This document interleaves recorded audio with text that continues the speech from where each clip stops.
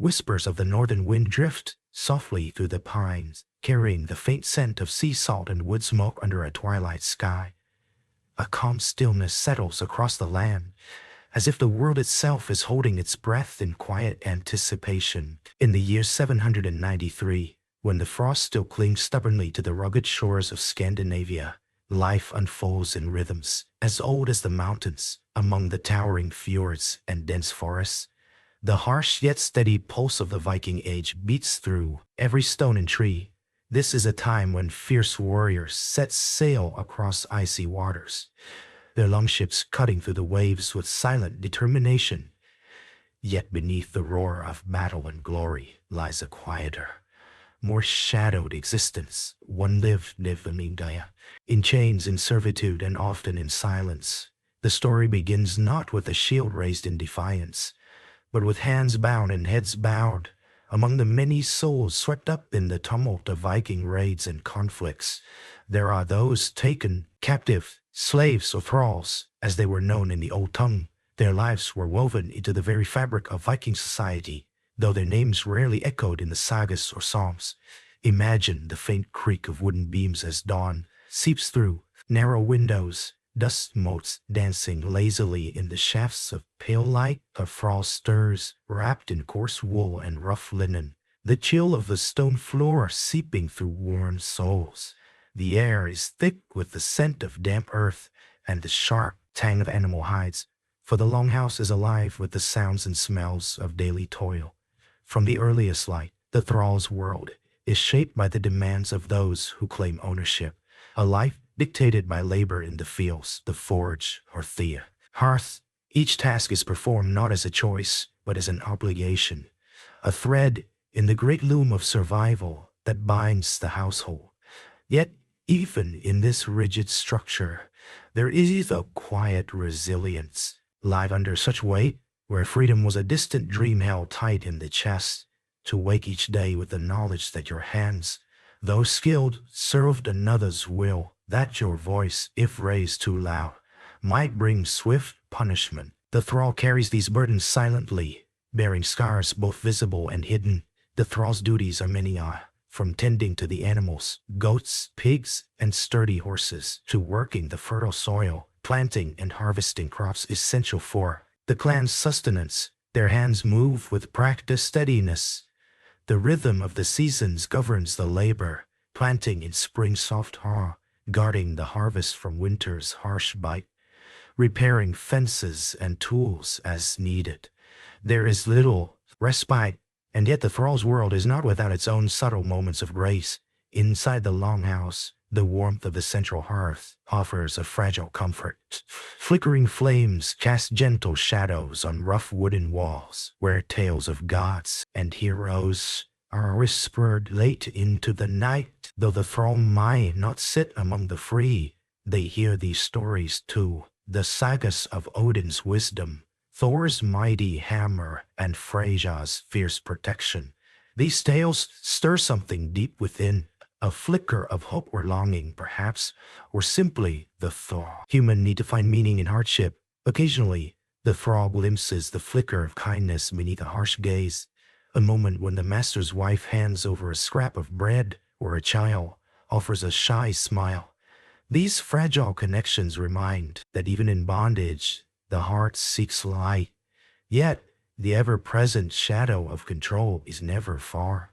A word spoken out of turn, a hesitation in obedience, can summon the harsh crack of a whip or the cold grip of chains.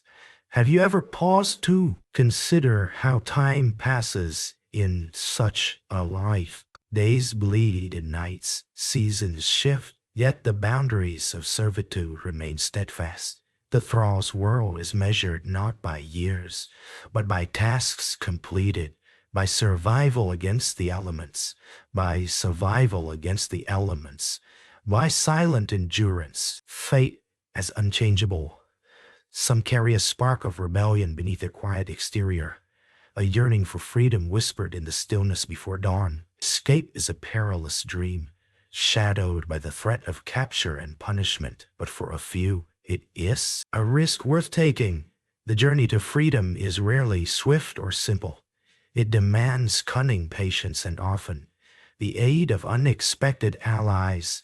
Paths lead through dense forests, across wild rivers, and into distant settlements where the language is strange and the face of friend or foe uncertain. For those who succeed, freedom is not just release from chains, but entry into a world that is as unfamiliar as it is vast. This twilight deepens, and the first stars pierce the dusk. The story of the Viking thrall unfolds, one of hardship, resilience, and the quiet courage that whispers beneath the roar of swords and sails. It is a tale often left untold, yet it carries the heartbeat of a world long past. A soft mist curls over the quiet waters of the fjord, cloaking the shoreline in a gentle silvery haze. The air is cool and still, filled with the faint murmur of waves brushing against smooth stones. In this tranquil moment, the weight of 1,000 years seems to lift, inviting a slow, careful step back into a world long shadowed by time. In the lingering chill of that early morning, the thrall stirs once more. The roughness of the woolen blanket against worn skin is familiar, yet it cannot mask the ache of exhaustion that clings to every muscle. The day ahead promises more labor, more servitude, yet amid the grinding routine, there are small threads of humanity woven between the tasks. The longhouse, a sturdy wooden structure built to withstand fierce winds and harsh winters, hums with activity. Smoke coils lazily from the central hearth, carrying the scent of burning pine and herbs. The thrall rises, muscles stiff, but mind alert to the sounds around. The muted chatter of children, the scrape of wooden shoes on packed earth, the low grunt of oxen in their stalls. With practiced hands, the thrall moves through the morning. Rituals, feeding animals, fetching water from a nearby stream, kindling fires that will warm the home and cook the day's meager meals. Each motion is deliberate, shaped by necessity and countless repetitions. Yet within these actions lies a silent defiance to survive, to endure, to hold on to whatever dignity remains. Life as a thrall is a constant negotiation with hardship. Clothing is coarse and patched, food often thin gruel or stale bread, shelter humble and cramped. Yet beneath these hardships there exists a fragile community. Among fellow thralls, bonds form quietly. A shared glance, a whispered word in the shadows, a moment of solidarity beneath watchful eyes. These connections are threads of warmth in an otherwise cold existence. The boundaries between thrall and free are clear and unyielding. Laws and customs dictate the thrall's place in society, where the right to own land, bear arms, or make decisions is reserved for free men and women. The thrall's voice is often silenced, their fate tied to the whims of masters whose mercy can be as fleeting as a winter's day. Yet, even within this framework, not all thralls are without hope. Stories ripple among the longhouses, tales of thralls who slipped their chains and vanished into the wilds, who found refuge among distant clans, or who bought their freedom through years of tireless work. These stories, told in hushed tones beside dying embers, kindle a quiet fire in those who listen. Is a dream, fragile yet irresistible. In the fields, the thrall works alongside others, tending crops that will feed the household and sustain the clan through long winters.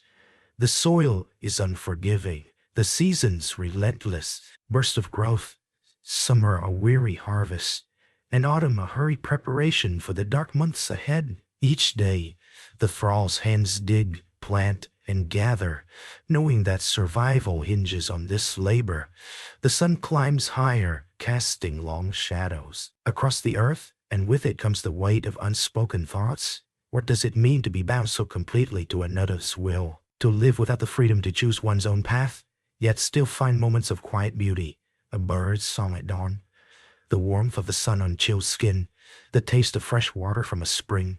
These moments offer a balm to the thrall's soul, a reminder that even in captivity, life holds flickers of grace As the day wanes, the thrall returns to the longhouse, shoulders aching but spirit unbroken. The evening meal is shared in silence, the flickering firelight casting shadows on weathered faces. Here, the thrall's presence is both essential and invisible, necessary labor, but no more. Yet within the longhouse walls, the thrall is not entirely without voice. Some masters, though stern, recognize the value of their thralls beyond mere tools. Quiet conversations in the dim light, the passing of small kindnesses, a warm cloak on a cold night, a morsel of smoked fish hint at a complex tapestry of relationships beneath the surface of ownership. Have you ever wondered what dreams might visit a thrall in the stillness of night? Perhaps visions of distant lands where the soil is rich and freedom breathes like the open wind, or memories of a life before chains. If such memories exist, faint and fading as the stars above, or might be just the simple hope for another dawn, another chance to endure. Occasionally, the thrall's gaze lifts to the night sky, tracing the patterns of stars known to guide sailors and farmers alike in these celestial maps. There might be a quiet promise, a direction for those brave enough to seek it. For some, the call to escape, to break the bonds of servitude, is an ember burning slowly beneath layers of fear and doubt. Escape is no small feat. The thrall must navigate forests thick with shadows, cross rivers swift and cold, and avoid the watchful eyes of masters and dogs alike. To vanish is to risk death or harsh retribution. Yet for many, the taste of freedom outweighs the dangers. Allies might be found in unexpected places, a sympathetic villager, a wandering trader, or a free family willing to shelter a runaway. Freedom is a journey both physical and spiritual. The thrall who flees carries more than chains. They carry the burden of uncertainty, the weight of past servitude, and the hope of a new beginning. The road is long, and the path rarely clear, but the dream is as real as the earth beneath their feet. As moonlight filters through the frost-laced branches, the world seems to hold its breath again, as if listening for the faint footsteps of those who dare to run toward the unknown. This is the heartbeat of the Viking Age, not only the clash of swords and roar of battle, but the whispered courage of those who lived in the shadows, striving for a dawn all their own. A gentle rustle moves through the dense canopy above, where leaves whisper secrets to the passing breeze under a sky brushed faintly with the blush of dawn. The cool air carries the subtle scent of moss and pine resin, mingling with the earthiness of damp soil. The thick world awakens slowly, as if still hesitant to disturb the fragile peace of this quiet forest edge. Within this stillness, the thrall's day begins anew, not within the stone and timber walls of a longhouse, but beneath the wide expanse of open sky, where freedom is both promise and peril. For those who have slipped the bonds of servitude, life is a precarious balance between hope and danger. The forest is at once sanctuary and prison. Towering trees stand like silent sentinels. Roots tangle deep in dark soil, their branches weaving a sheltering canopy. The thrall who has escaped learns to move softly through this shadowed realm, stepping lightly over mossy stones, listening intently to the calls of birds and the rustle of unseen creatures. Every sound is a clue, every scent a guide. Hunger is a clue, every scent a guide. Constant companion, berries and wild herbs offer brief sustenance, while streams provide cold, clear water that refreshes but does not fill. The thrall's hands, once skilled in the tasks of captivity, now find new purpose, gathering, crafting, and learning the delicate rhythms of the wild. There is a quiet satisfaction in these tasks, a reclaiming of self through survival. Yet the freedom of the forest comes with shadows. The threat of discovery hangs like a heavy cloak. The thrall must avoid the roads and villages where the master's men and dogs might be searching. Each night, the flicker of distant fires could mean warmth or danger. Trust is scarce. Every stranger's face is weighed and measured before any kindness is accepted. Have you ever felt the pulse of fear mixed with exhilaration? knowing that every step forward could be a step toward life or death. The escaped thrall carries this tension, a fragile thread ties in future. Sometimes the thrall encounters others, wanderers, traders, or outcasts, whose stories intertwine briefly before paths diverge once more. These meetings offer moments of connection, warmth against the cold vastness of the wilderness. With time, some find refuge in remote settlements, places on the fringes of the known world where laws are less strict and freedom can be carved out in small increments. Within can be carved out in small increments. These hidden havens, the escaped thrall begins to weave a new life, often adopting new names, learning new languages, and slowly shedding the shadows of bondage. Yet memories linger, the ache of loss, the scars unseen beneath skin, the cautious unseen beneath skin. Watchfulness that never quite fades. Back in the settled lands, the absence of a thrall is noticed. Masters might send out searchers or place bounty on a runaway's head, yet often the chase is limited by the vastness of the landscape and the ephemerate challenges of the terrain. The lost thrall becomes a ghost, slipping through cracks in the world's fabric.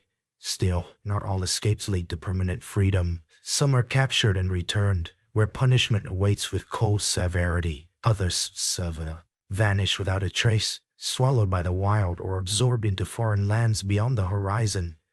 Within the thrall community, stories of escape serve as both caution and inspiration.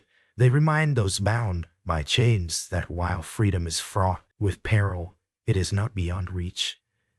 The whispered tales of vanished thralls traveling to distant shores or joining other clans become legends passed down in hushed tones. Amid these stories, the line between thrall and free blurs for a moment, revealing the shared humanity beneath the rigid divisions. The courage to risk all for liberty speaks to the deepest yearnings of the soul. As the sun arcs slowly across the sky, bathing the forest in shifting light and shadow, the escaped thrall moves forward, step by cautious step, toward an uncertain horizon.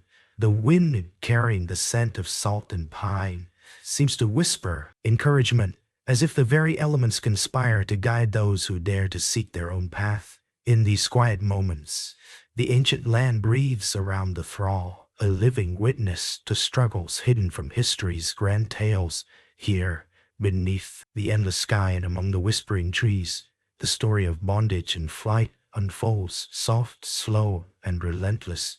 A delicate symphony of raindrops begins to fall, tapping gently on the leaves and stones, their rhythmic patter weaving a soothing melody beneath a brooding gray sky.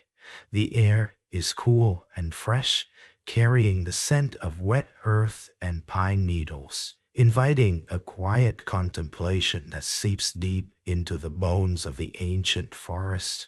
Amid this softened whirl, the narrative returns to the longhouse and the lives that thrummed within its wooden walls, lives intertwined yet sharply divided by the invisible chains of servitude.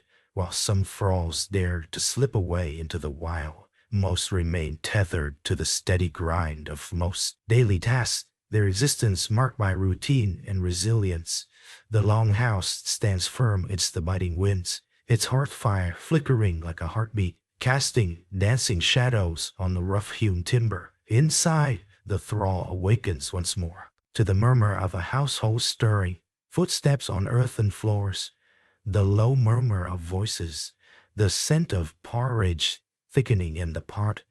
Though bound in service, the thrall's senses remain keen, absorbing the details of the world around them, cataloging each small shift in sound and light.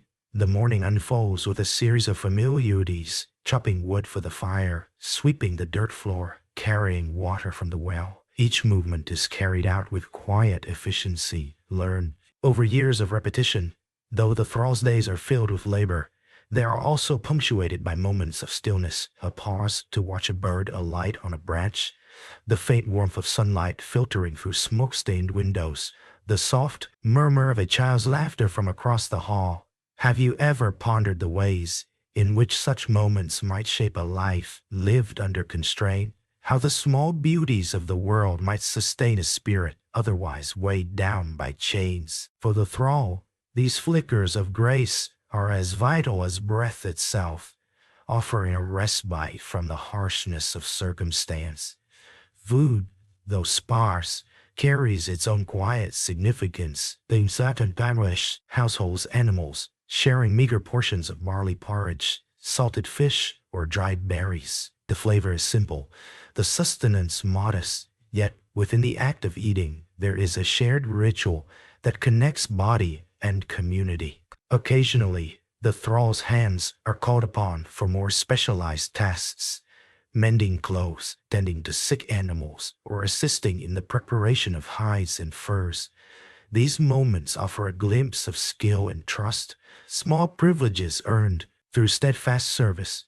Yet beneath these routines, the thrall's mind often wanders to memories of a time before capture, if such memories exist, or to imagine futures where freedom might bloom like the spring's first flowers. Such thoughts are fragile treasures, hidden carefully to avoid the sharp eye of suspicion.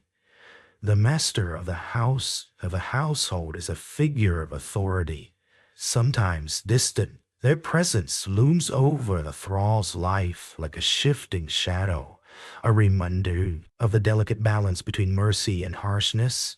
Punishments for disobedience or perceived slights are swift and severe, whips, confinement, or worse.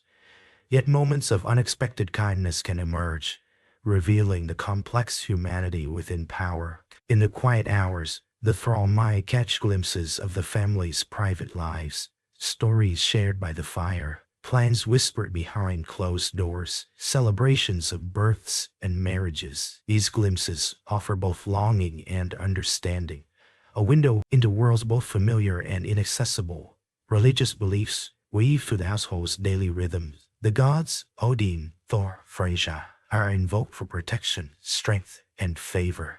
While thralls are excluded from many sacred rites, they nonetheless absorb the reverence that fills the air, feeling the pulse of old magic and myth in the chanting voices and flickering flames.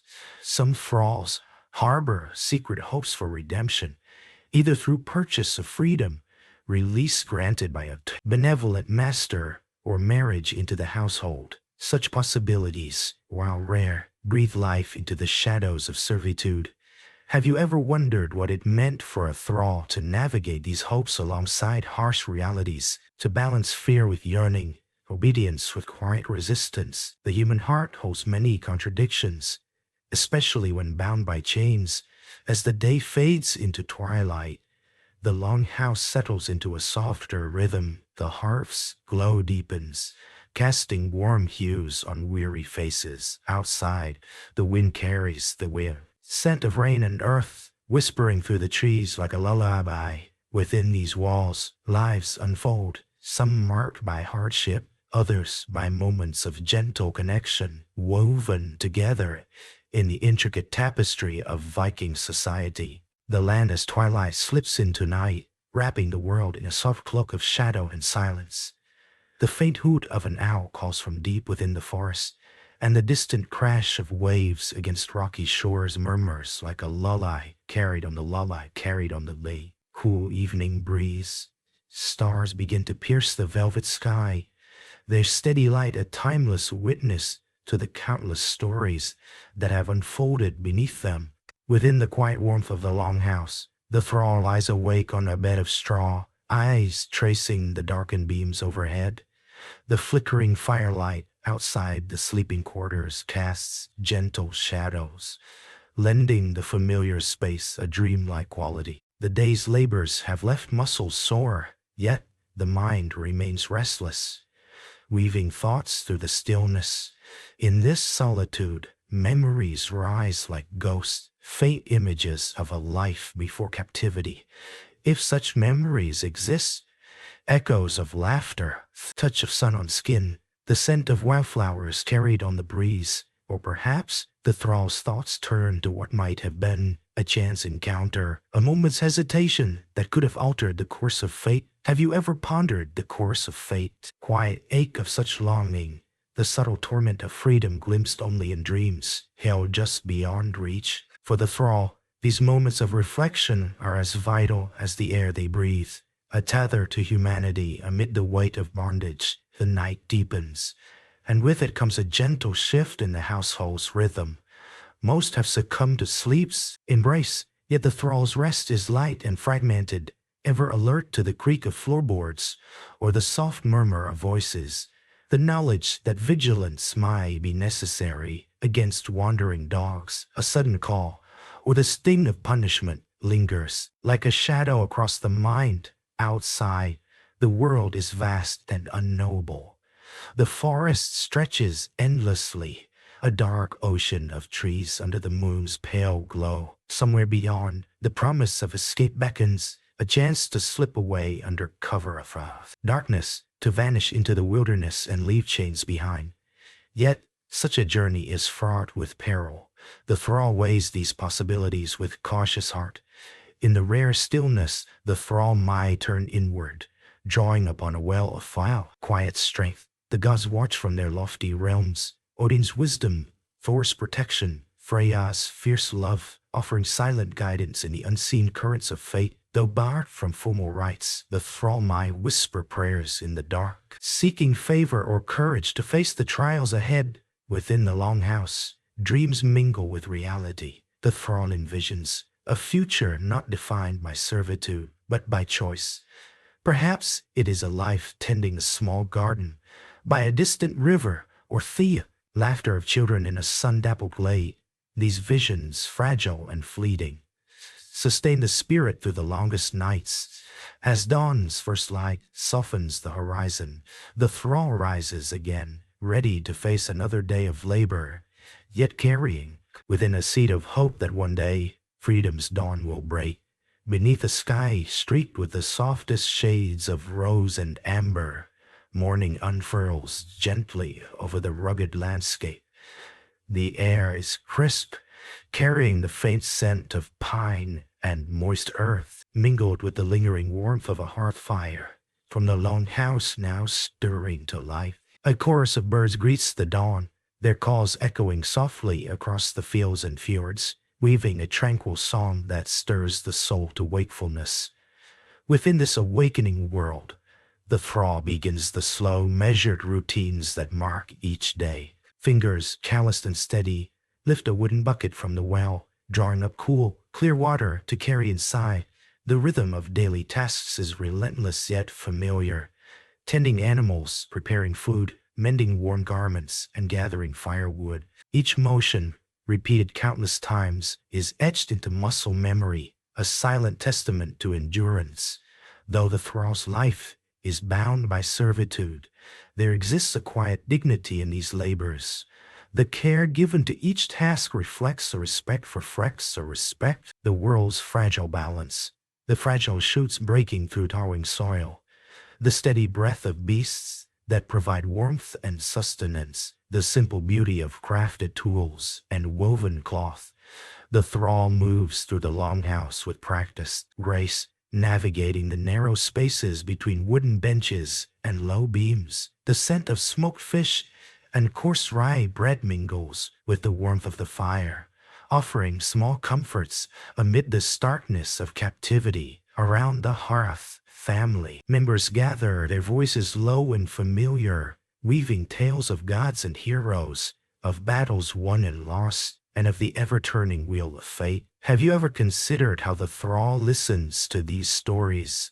Though excluded from many aspects of free life, these tales seep into the thrall's being, offering connection, hope, and sometimes a bittersweet reminder of what lies beyond chains. The gods' adventures and mortal struggles become mirrors reflecting the thrall's own resilience and yearning. As the sun rises higher, the thrall's gaze often drifts beyond the walls of the longhouse toward the distant horizon where mountains meet sky. In that far-off space lies a world vast and mysterious, filled with possibilities both frightening and alluring. The thought of escape, of carving a path to freedom, flickers like a distant flame, fragile yet insistent. Escape is a path paved with peril. The The thrall must outwit watchful eyes, slip through forests thick with shadow and cross wild rivers that chill to the bone. Hunger and fatigue are constant threats, and the dangers of capture loom large. Yet for some, the yearning to be free outweighs the risks within the thrall's world. Subtle acts of defiance bloom, a glance held too long, a word spoken softly in the night, a secret shared among trusted companions. These moments, small yet profound, carve spaces of autonomy and hope within the confines of servitude. Master's presence is a shadow that moves through the longhouse, commanding, sometimes merciful, often distant. Punishments for disobedience are harsh and swift, reinforcing the fragile order of power. Occasional kindnesses, grudging respect, and the recognition of the thrall's indispensable role. The thrall's body carries the marks of labor and hardship, calloused hands, scars from tools, the weariness etched into every movement. Yet beneath these marks beats a heart steady with quiet strength and endurance. The thrall learns to read the moods of season, to predict storms by the behavior of animals, to find sustenance in the earth's hidden places. Have you ever wondered what dreams might visit such a soul? Perhaps visions of wild meadows bathed in sunlight, or the simple joy of a quiet stream where one might bathe and rest without fear. Or might be just the yearning for a life where choices are one's own, where the dawn is greeted not with chains, but with open arms. As the day wanes, the thrall returns to the longhouse, weary but unbroken. The flickering hearth welcomes them, casting shadows that dance like spirits upon the walls. In this circle of warmth, the thrall finds fleeting moments of peace, shared meals, whispered stories, and the steady rhythm of life continuing despite hardship. Beyond these walls, the world stretches vast and wild, a place where courage and cunning might yet carve a path to freedom. The thrall's story is one of survival and subtle resistance, a testament to the human spirit's unyielding quest for dignity and autonomy. A quiet stillness envelops the twilight, where the last pale hues of day dissolve into soft embrace of night. The scent of damp earth and wood smoke lingers in the cool air, mingling with the distant chorus of night birds and the gentle rustling of leaves. Beneath this tranquil canopy, the story of the thrall continues, woven through the rhythms of hardship and the thaw. Flickers of hope that persist even in the darkest of times. The longhouse hearth glows faintly, its fire a steady heartbeat in the dimness. The thrall, wrapped in a coarse woolen cloak, moves silently within the shadows, careful not to disturb the slumbering household. Yet, beneath the silence, thoughts stir, memories and desires intertwining in a delicate dance. Each day in servitude is a thread in a tapestry stitched with care and pain. The thrall's hands bear the marks of relentless labor, blisters, calluses, and scars that tell stories no voice dares to speak aloud. Yet these hands also nurture life, feeding animals, tending crops, mending garments. Through these acts, the thrall claims a small sovereignty, a whispered assertion of self amid domination. Have you ever felt the weight of a life lived in quiet endurance, to carry burdens unseen yet deeply felt, to find meaning in tasks imposed yet embraced? Such is the paradox of the thrall's existence, bound by chains of ownership yet yearning toward freedom. Outside, the land shifts with the seasons, its moods as changeable as the sky. Spring brings new growth, green shoots breaking through tar earth, the sweet scent of blossoms carried on warm breezes. Summer follows with long days and hard work, fields ripening under the sun's steady gaze. Autumn's golden hues signal harvest and preparation, while winter's cold breath closes in, demanding shelter and strength. The thrall lives attuned to these cycles, their labor essential to the household's survival. And time, there's a quiet dignity, a partnership with nature that transcends servitude's bonds. Yet beyond the physical toil lies the thrall's inner world, a place rich with dreams, fears, and secret hopes. Distant flame against the night's chill. Stories passed among thralls tell of those who fled into forests or across seas, who vanished into other clans or distant lands. These tales fuel the imagination, nurturing courage in hearts shackled by fear. Escape requires more than courage. It demands cunning, patience, and opportunity. The thrall must watch for moments when vigilance wanes during storms, festivals, or the busy rhythms of harvest. Trust, too, is a scarce and precious commodity. A sympathetic villager, a wandering trader, or a free man with a kind heart might offer aid, but betrayal is a constant threat. Have you ever imagined the quiet terror and exhilaration of flight? The pounding of feet on cold ground, the pounding of a heart that dares to hope, the biting cold of night air filling lungs desperate for freedom. For the thrall who escapes, the world unfolds anew, a wilderness of both peril and possibility. Within the longhouse, those left behind carry the weight of absence. Masters might grow enraged or resign, sending searchers or offering rewards for offering rewards. Capture. Fellow thralls mourn the loss of companions, even as they steel themselves to endure. But not all escapes end in flight. Some thralls find paths to freedom through service, earning or being granted liberty for loyalty, skill, or favor. Others negotiate marriage into the household or receive manumission as acts of grace or strategy. These moments are rare and fragile, yet they shine as beacons of hope. Throughout all this, the thrall's existence remains entwined. With the thrall's existence remains entwined. Households' fortunes. They witness births and deaths, celebrations and hardships, triumphs and tragedies. Though often voiceless in decisions, their presence is a silent thread binding the clan's story. In quiet moments by the hearth, the thrall might touch the stories of gods and heroes, weaving their own unseen saga beneath the grand tales sung by skalds. The eternal dance of fate, freedom, and endurance plays out in small gestures and whispered prayers. Stars blaze overhead. The thrall lies down once more, body weary but spirit unbroken. The promise of dawn lingers like a breath, a gentle reminder that even in the darkest times, the human heart seeks light. A gentle drizzle begins to fall. Each gentle drizzle begins to fall. Each drop a soft percussion on the thick thatch roof of the longhouse, blending into the steady murmur of the evening.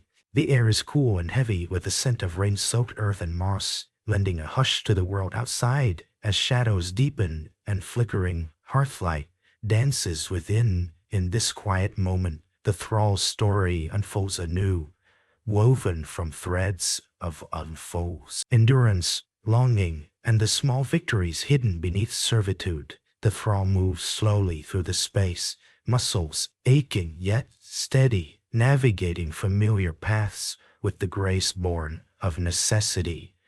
The day's labors weigh heavily, but with them comes a quiet strength, a testament to survival against odds that seem relentless. Each task completed is a whispered assertion of presence, a claim to existence, even in a world that seeks to diminish it. In the corners of the longhouse, the thrall's eyes catch the flicker of human life, the softness of a mother's touch, the laughter of children playing with carved wooden toys, the low voices sharing tales and plans. These glimpses of freedom and joy are both balm and reminder, illuminating the boundaries that separate. Have you ever contemplated how the thrall might carry such moments in the heart? How the sight of a child's unburdened smile could stir a deep ache for a life unfettered, yet also kindle hope, a fragile flame that endures even through darkness. The thrall's world is marked by silence as much as by sound. The unspoken rules that govern behavior, the careful watchfulness to avoid punishment, the small kindnesses exchanged in whispers. These are the language of survival. Trust is rare, yet it blooms cautiously among fellow thralls and sometimes beyond, in gestures unnoticed by masters. Beyond the walls, the landscape breathes with seasons' passage. Fields, once tilled and sown, lie fallow under winter's frost. Inside, the hearth fire crackles and spits, its warmth a refuge from the biting cold. The thrall tends the fire, stoking embers with practiced hands, aware that this small flame is life itself in the long dark months. Dreams of escape simmer quietly, fueled by stories told beneath star-studded skies. Some thralls have vanished into the forests or found sanctuary in faraway villages, their fates becoming legend.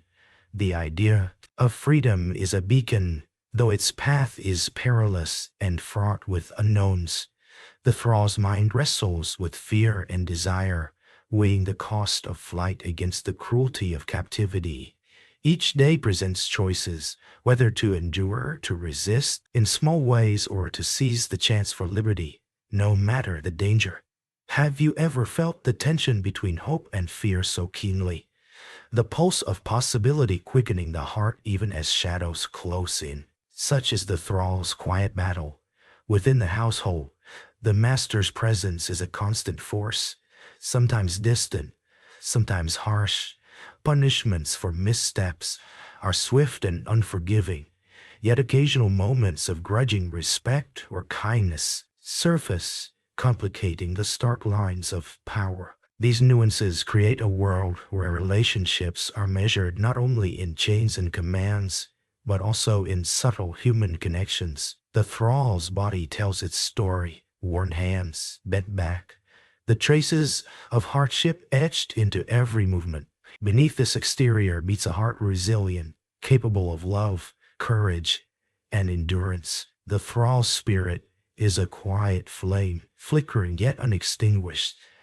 As night deepens, the thrall settles into a place of rest, one part physical exhaustion, one part guarded vigilance.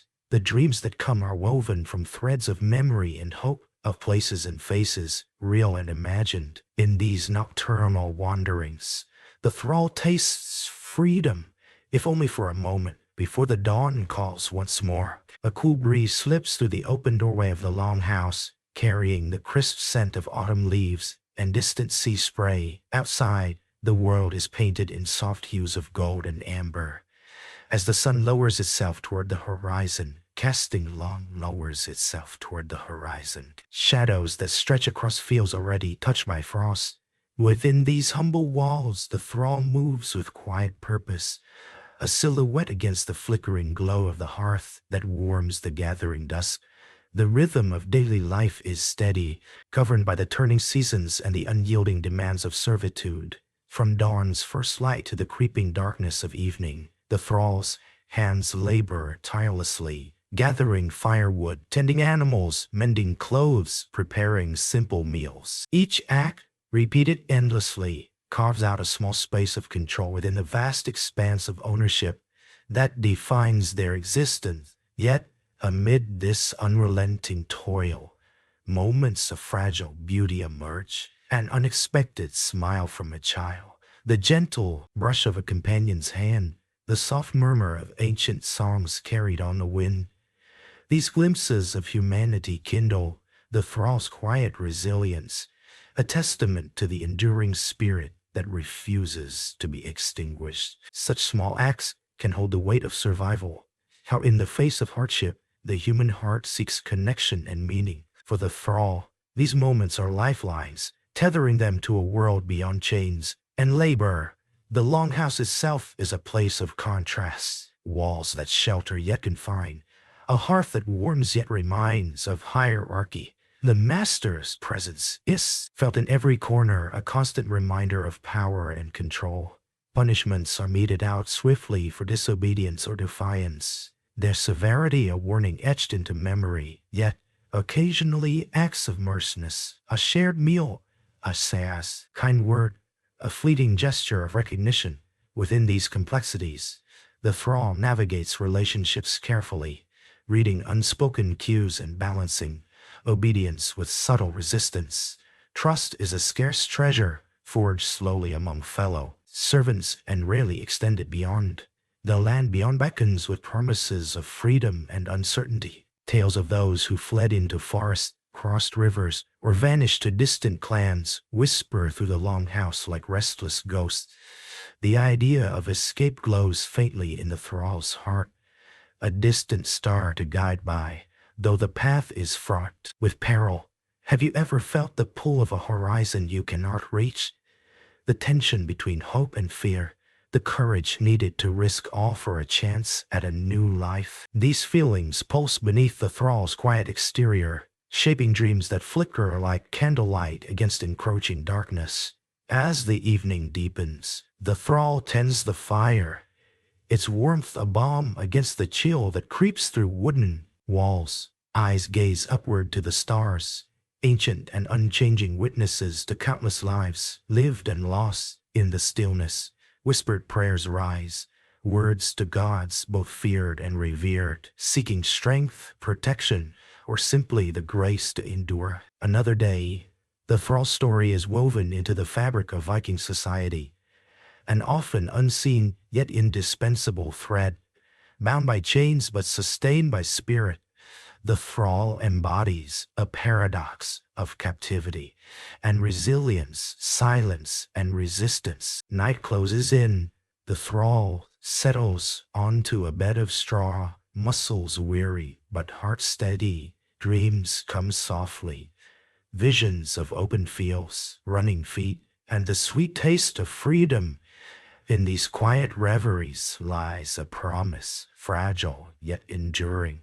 No chain is unbreakable, no night endless. A pale mist rises from the earth as dawn's first light spills gently across the rugged hills, casting a soft glow upon dew-kissed grass and the weathered timbers of the longhouse. Fragrant with the scent of pine and wildflowers, the stillness broken only by the distant call of a raven and the soft murmur of a nearby stream. In this tender moment between night and day, the thrall awakens once more, stepping quietly into the unfolding world. The longhouse stirs with the familiar cadence of early morning, the crackle of the hearth being stoked to life, the rustle of woven cloth, the low murmur of voices preparing for the day ahead. Within this rhythm, the thrall's presence is steady and unassuming, a shadow moving with practiced grace through narrow spaces and worn pathways. The body bears the marks of years spent in service, scarred hands, stooped shoulders, calloused feet, but the spirit carries a quiet strength, resilient as the ancient trees outside. Tasks await without pause. Water must be drawn from the well, animals fed, tended, fires rekindled to chase away the morning chill. Each duty is performed with a steady hand and watchful eye, knowing well that the work of a thrall is never done. Yet amid these labors, small moments of solace appear. A bird's song, the gentle warmth of sunlight on chill skin, the fleeting smile of a child playing nearby. Have you ever considered the weight of such a life? The delicate balance between hope and hardship, freedom and constraint. For the thrall, these moments are lifelines, fragile threads woven through the fabric of servitude that sustain the heart and mind.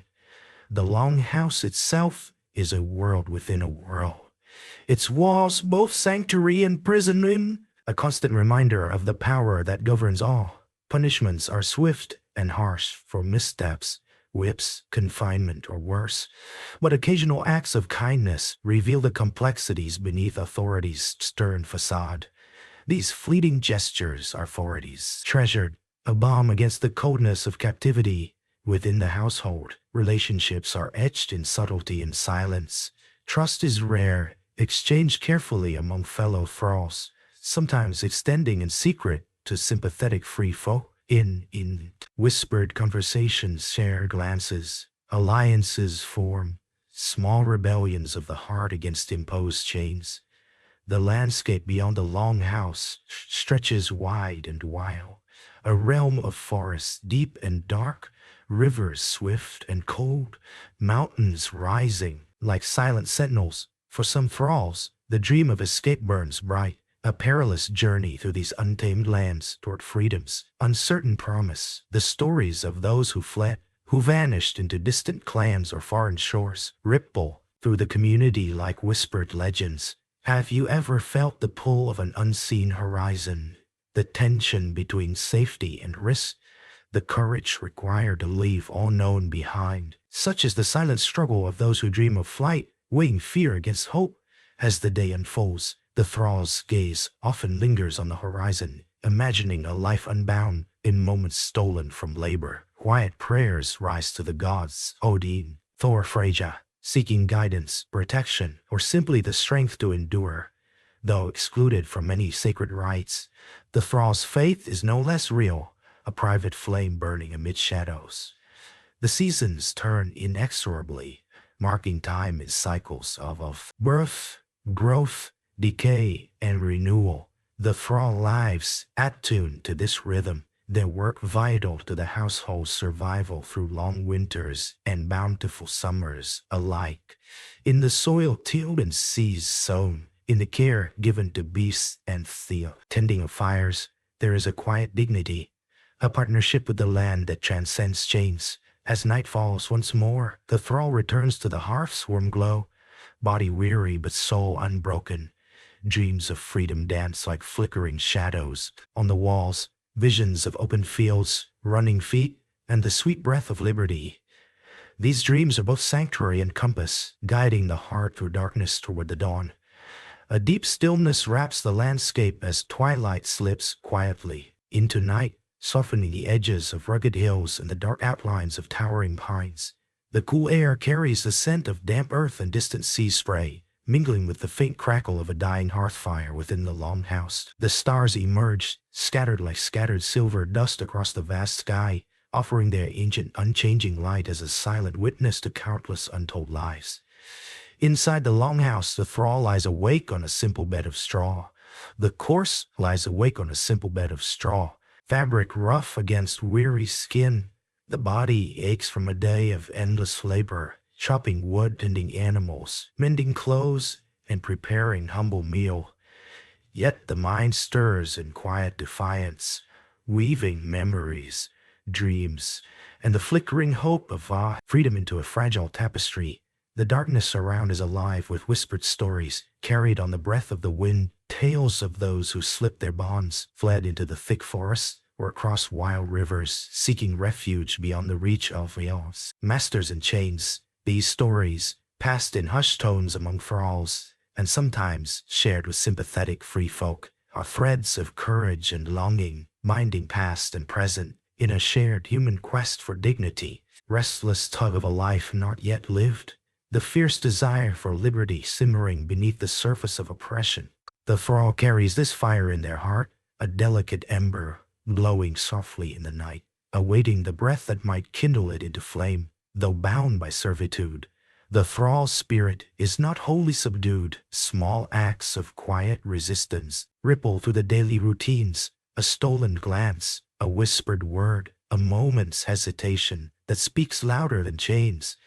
These are the unspoken languages of endurance, the silent affirmations of selfhood amid control. The master's presence looms like a shadow, sometimes distant, sometimes harsh. Punishments for disobedience are swift and often brutal, reinforcing the rigid hierarchy of power. Yet within this structure lie nuances, occasional kindnesses, grudging respect, moments where the thrall's skill or loyalty are recognized.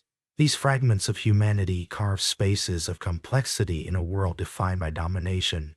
Outside, the land breathes with the passage of seasons. The thrall lives attuned to these cycles. Thawing of snow in spring, the riot of life in summer, the harvest's urgency in autumn, and winter's stark, cold silence. Each season brings its own challenges and rhythms, shaping the tasks and trials of servitude. In moments of solitude, Theonomy's thrall my gaze upward to the stars, tracing constellations that guided sailors and farmers alike. The gods, Odin's wisdom, Thor's strength, Freyja's fierce love, are invoked in whispered prayers, offering protection and courage. From many sacred rites, the thrall's faith burns quietly, a steady beacon through the darkness. Dreams of escape are both refuge and torment. The forest beckons as sanctuary and unknown, a labyrinth of peril and possibility. To flee is to risk death or capture, yet to remain is to endure endless bondage. This tension shapes every breath, every decision, every silent moment. Have you ever pondered the weight of such choices, the balance between hope and fear, the courage required to seize freedom despite overwhelming odds? The thrall's journey is a testament to the indomitable human will. As dawn breaks anew, the longhouse stirs with the sounds of life continuing, footsteps, voices, the stirring of animals. The thrall rises once more, body aching but spirit steadfast. The day ahead holds more labor, more restraint, yet within the thrall burns the quiet flame of resilience, an ember that no chain can fully smother. A tender hush blankets the dawn as the first pale light filters softly through the narrow cracks of the longhouse walls. The air is cool and still, carrying faint scents of wood smoke mingled with earth and early morning dew. Outside, the world is cloaked in gentle mist that clings to the rolling hills and thick forests, blurring the boundary between waking and dreaming. Within this fragile moment, the thrall rises again, stepping quietly into the unfolding day. The longhouse awakens slowly. The faint crackling of the hearth fire stirs the shadows as it is fed anew, and the murmurs of household voices blend with the low sounds of animals stirring in their stalls. The thrall moves with deliberate care, muscles stiff yet accustomed to the unending demands of servitude. Each task, the fetching of water, the gathering of kindling, the tending of livestock, is performed with practiced hands that bear the marks of years, worn yet steady. Though bound by chains invisible to the eye, the thrall's spirit pulses quietly beneath the weight of daily toil. The very act of survival in this harsh world requires an unyielding strength, a resilience born of endurance and tempered by small moments of grace. A shared glance with a fellow thrall, the warm flicker of the hearth, the fleeting warmth of the hearth, sunlight through smoke-stained windows. All these become threads of light in a life woven with shadows. Have you ever wondered how hope survives in such places, how the human heart clings to dreams, even when surrounded by walls both physical and unseen? For the thrall, hope is a whispered companion, a fragile flame flickering amid storms. The rhythm of the seasons governs the thrall's existence. In spring, the taw breathes life into the frozen earth, calling forth seeds planted with weary hands. Summer stretches long and arduous, days filled with sweat and labor as crops are tended and animals cared for under the relentless sun. Autumn arrives in a blaze of color and urgency, the harvest demanding every ounce of strength to prepare for the long, cold months ahead. Winter's harsh grip tightens, and survival becomes a test of endurance. Fires must be kept burning, stores guarded, bodies sheltered. Each cycle renews the thrall's bond with the land, a connection forged not through freedom but necessity. The soil, the sky, the forest are both sustenance and prison, beauty and burden. The thrall knows the land intimately, reading its signs like a sacred text, attuned to the subtle shifts that presage storm or calm, plenty or scarcity. Yet beyond the physical toil, the thrall's inner world is rich with complexity. Wander to distant places and other lives, to freedom glimpsed in stories and dreams.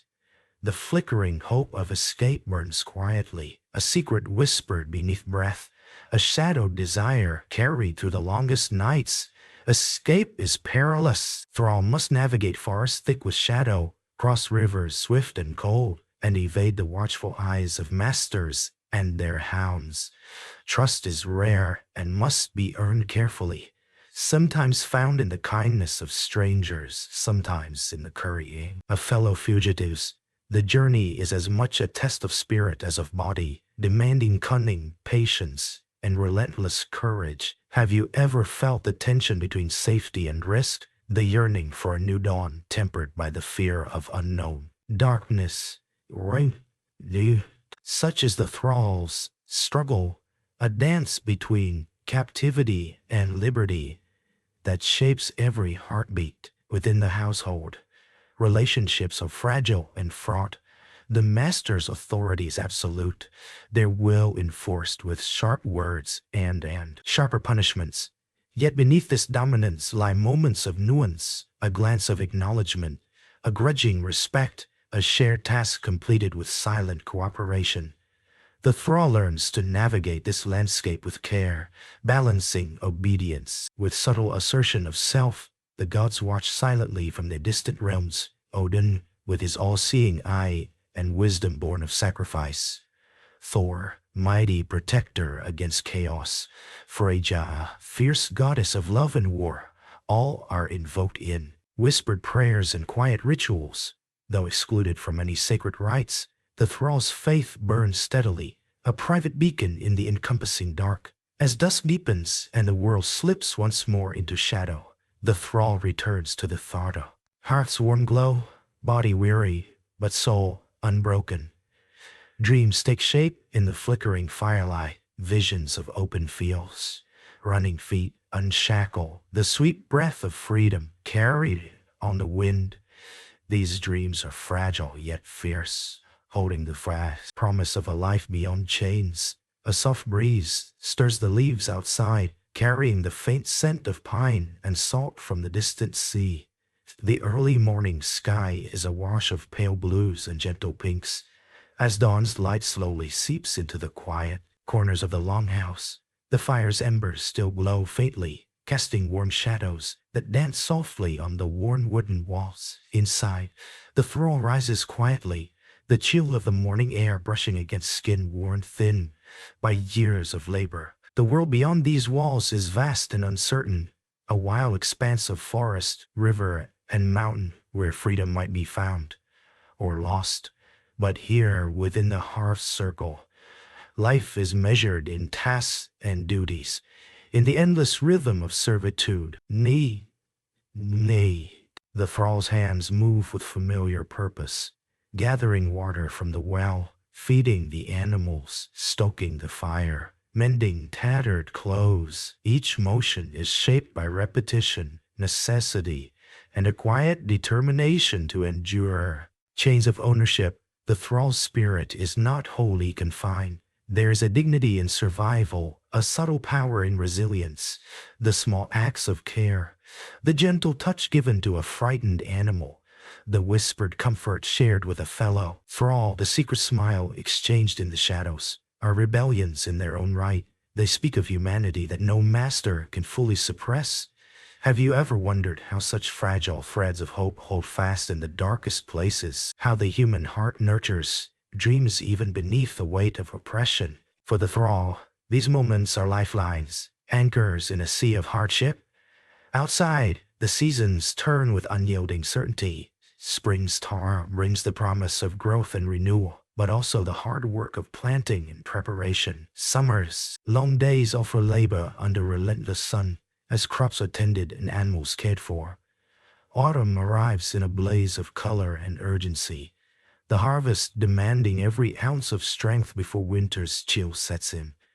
The thrall moves through these cycles in step with the land, a silent witness to nature's relentless march. Yet beyond the physical demands lies the thrall's inner landscape, an uncharted realm of memory, longing, and quiet defiance. Dreams of escape flicker like distant stars, lighting the dark nights with fragile hope. Stories circulate among thralls of those who slipped their chains, vanished into forests or foreign lands, carving new lives beyond the reach of masters. These tales are both balm and fire, nourishing courage, even as they remind of peril. Escape is a perilous gamble. The thrall must slip past watchful eyes and dogs trained to hunt, cross rivers cold and swift, navigate wild forests where danger lurks unseen. Trust is scarce and precious, found sometimes in the kindness of strangers, sometimes among fellow runaways. The journey tests every fiber of strength and cunning, demanding patience and unyielding will. Have you ever felt the tension between yearning and fear, the sharp edge of hope, tempered by uncertainty? Such is the thrall's quiet struggle, a dance between bondage and freedom that shapes every breath. Within the household, relationships are etched in silence and subtlety. The master's authority is absolute, enforced through swift punishment and unyielding command. Yet within this harsh structure, moments of complexity emerge, acts of grudging respect, small kindnesses, unspoken understanding. The thrall learns to navigate this delicate terrain, balancing submission with glimpses, agency. The gods watch from distant realms, Odin's all-seeing eye, Thor's mighty hammer, Freyja's fierce protection. Their presence is felt in whispered prayers, flickering flames, and the turning of runes. Though barred from many rites, the thrall's faith is steadfast, a private beacon against encroaching darkness. As night deepens, the thrall returns once more to the hearth's warm glow, body weary but spirit unbroken. Dreams of wide open fields, running free beneath endless skies, fill the quiet moments before sleep. These visions, though fragile, hold the promise of a life reclaimed, where chains are broken and the soul breathes anew. A soft murmur rises from the early morning mist, where the world holds its breath between night and day. The longhouse stands silent, wrapped in the cool embrace of dawn, its wooden beams soaked with dew, and the faint scent of pine lingering in the air. Inside, the thrall awakens once more. Familiar chill of the stone floor beneath thin blankets, a reminder of the fragile comforts amidst hardship. Outside, the land stretches wild and untamed, dense forests woven with shadows, rivers glinting like silver threads, and hills rolling endlessly toward a distant horizon. This vastness holds both peril and possibility, a boundary between captivity and the whispered promise of freedom. Yet here, within the hearth's circle, life is measured by the steady rhythm of labor and endurance. The thrall's hands, marked by years of toil, move with quiet precision, fetching water from the well, tending to the animals that provide warmth and sustenance, kindling the fire that banishes the cold. Each task is performed with practiced care, a testament to resilience woven through muscle and bone. Though burdened by servitude, there is dignity in these daily acts, a silent assertion of life, persisting against the weight of chains. Have you ever pondered how such small moments might hold the essence of survival? How the human spirit clings to fragments of grace even beneath the harshest dominion? For the thrall, these glimpses of light are lifelines, delicate yet unyielding.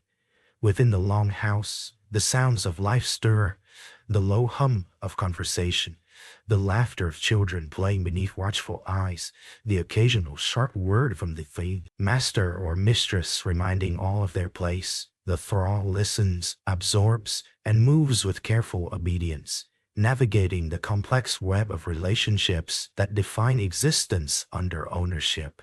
The seasons turn with relentless certainty. Spring's thaw breathes life into frozen earth, coaxing seedlings from soil that will feed the household. Summer's long days demand ceaseless work beneath the sun's watchful gaze.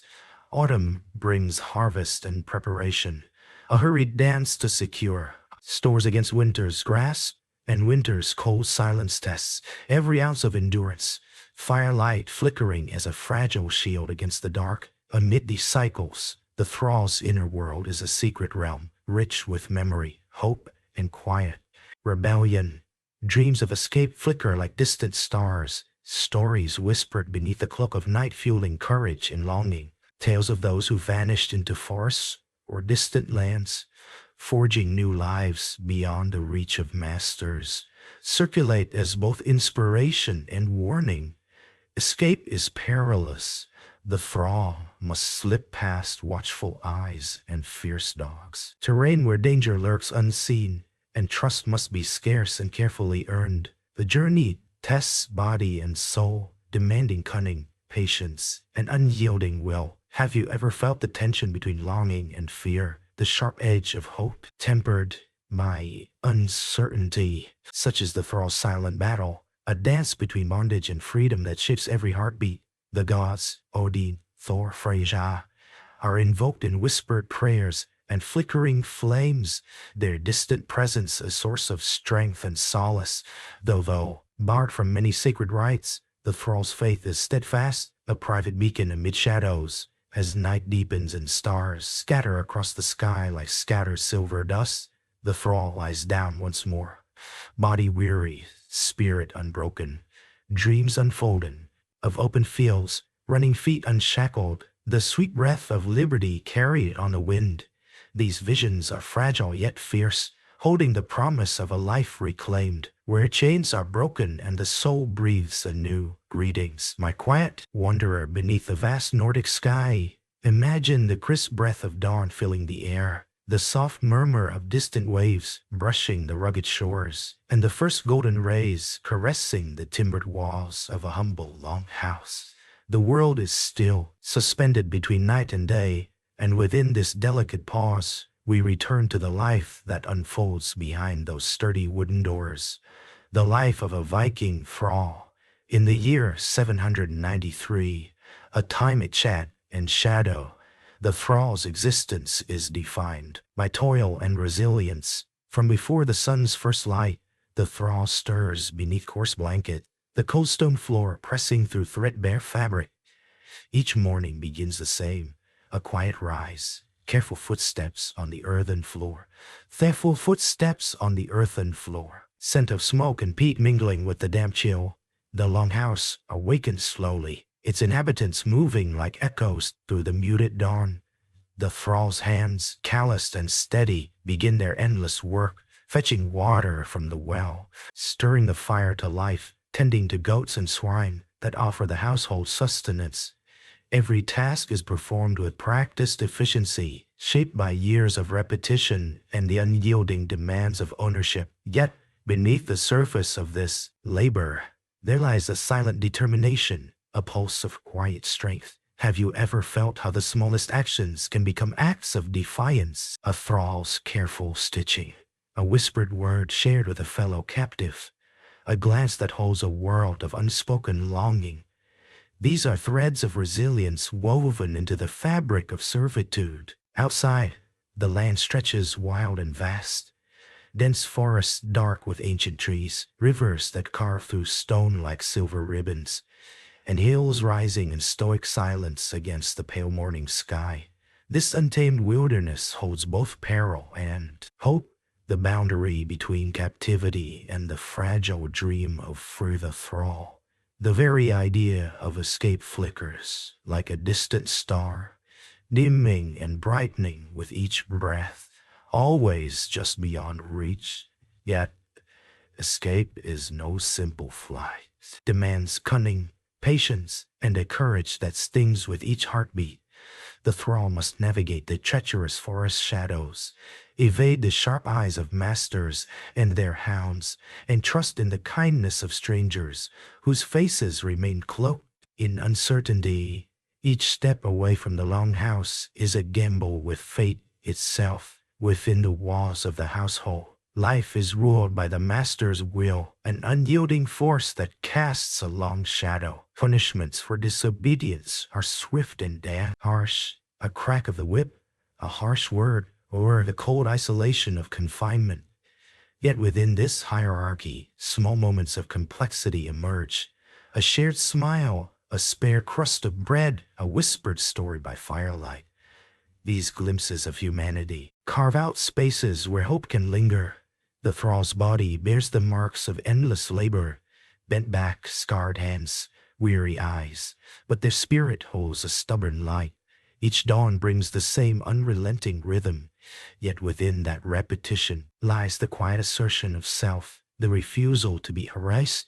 Have you ever pondered how faith weaves through even the darkest lives? The thrall whispers prayers to Odin, Thor, Freyja, seeking protection, wisdom, and strength. Though barred from many sacred rites, the gods are felt in the crackling fire, the turning of runes, the stars wheeling overhead. In these rituals, thrall finds a private sanctuary. As the sun climbs higher, the longhouse hums with life, children laughing under watchful eyes, the chatter of kin, the steady cadence of work. The thrall moves among these rhythms, unseen yet indispensable, a silent witness to births and deaths, triumphs and losses. The seasons turn, marking time in cycles of hope and hardship. Spring's thaw breathes life into frozen earth. Summer's sun demands endless toil. Autumn calls for harvest and preparation. Winter's cold tests every ounce of endurance. The thrall lives in harmony with these rhythms, a vital thread in the household's survival. Yet beyond survival, the thrall harbors dreams of open fields where feet can run unshackled, of distant lands where chains hold no sway. These dreams, fragile and fierce, sustain the heart through the longest nights. As dusk falls and stars blanket the sky, the thrall settles once more beside the flickering hearth, body aching but spirit unbroken. The firelight casts long shadows, dancing like ghosts upon the walls, as visions of freedom weave through sleep's gentle embrace. The sun dips low behind the jagged silhouette of distant mountains, casting a muted glow over the land. A cold breeze whispers through the trees, carrying with it the scent of pine needles and wet earth. The longhouse, a sturdy wooden refuge amidst the untamed wilderness, stands quiet now except for the faint crackle of embers glowing low in the hearth. Within, the thrall lies awake, the coarse straw beneath them rough against worn skin, muscles aching from the day's unending labor, yet the mind restless with thoughts that drift beyond the wooden walls. The twilight hours are a fragile refuge, time when the burdens of servitude seem to weigh a little less, and the human spirit, though bruised and battered, seeks solace in dreams that flicker like candlelight in the dark. The thrall's thoughts wander to the land beyond, to the dense forests where shadows play tricks on the eyes, and to the winding rivers that promise passage to unknown places. It is here, in this quiet longing, that hope is born anew. Have you ever felt the bittersweet taste of dreams that shimmer just beyond reach? For the thrall, these dreams are both a balm and a torment, a whisper of freedom that dances just out of grasp. The idea of escape flickers like a distant star, sometimes bright and vivid, other times dimmed by the weight of fear and the reality of fear and the reality of chains. Life within the longhouse is a harsh and unforgiving existence. The thrall's hands bear the marks of endless toil, blisters and calluses earned through back-breaking labor. Each day is a ceaseless cycle of tasks, fetching water from the well, feeding the animals whose lives sustain the household, chopping wood for the fire that wards off the biting cold, mending the garments that shield bodies from wind and rain. This labor is both punishment and purpose, a reminder of the punishment thrall's place in the rigid social order. Yet, even within these confines, the thrall's spirit is not extinguished. Small acts of quiet defiance ripple beneath the surface. A glance held too long, a whispered word shared in secrecy, a moment of tenderness stolen in the shadows. These are the thrall's silent rebellions, a testament to the enduring flame of humanity that flickers within despite the darkness. The master of the household is a looming presence, stern and often cruel. Punishments for disobedience are swift and brutal, meted out without mercy. A sharp word, a raised hand, the cruel bite of the whip, all enforce the fragile order that keeps the thrall bound. Yet, amid this harshness, there are moments of harshness, complexity, a grudging respect shown to a skilled worker, a rare kindness offered in passing. These moments, though fleeting, carve out spaces where hope might take root. The turning of the seasons marks the passage of time and the shifting rhythms of survival. Spring's tar breathes life into frozen earth, coaxing tender shoots from the soil. Summer's long days demand unyielding labor under the relentless sun. Autumn brings the urgency of harvest and preparation for the coming cold. Winter's chill is a harsh adversary, testing the limits of endurance. The thrall moves through these cycles in step with the land, their work vital to the household's survival. Faith is a private sanctuary for the thrall. Though barred from many sacred rites, they whisper prayers to Odin, seeking wisdom, to Thor for strength and protection, to Freyja for love and courage. Moments by the flickering fire beneath the vast star-studded sky, in the turning of runes carved in secret. This faith is a lifeline, a connection to something greater, a source of comfort in an often merciless world. Have you ever contemplated the resilience required to hold on to hope in the face of relentless adversity? The thrall's life is a delicate balance between submission and resistance, between despair and the quiet determination to endure. Dreams of escape sustain the heart, a vision of open fields, running free beneath an endless sky. The sweet breath of liberty carried on the wind, yet escape is perilous. The thrall must navigate dense forests teeming with unseen dangers, cross rivers swift and cold, and evade the vigilant eyes of masters and their hounds. Trust is scarce and must be earned cautiously, sometimes found in the kindness of strangers or in the solidarity of fellow fugitives. The journey tests every fiber of strength and cunning, demanding patience and unwavering courage. Within the household, the thrall's presence is often invisible, yet indispensable. They witness births and deaths, celebrations and sorrows, the unfolding tapestry of life that continues beyond their limited sphere. Their story is woven into the fabric of Viking society, unseen, unheard, yet integral. As night deepens and the world outside fades into shadow, the thrall closes their eyes, the weight of chains momentarily lifted in dream. These dreams are fragile yet fierce, holding the promise of a life reclaimed where no hand can bind the spirit, and the soul breathes freely beneath the boundless sky.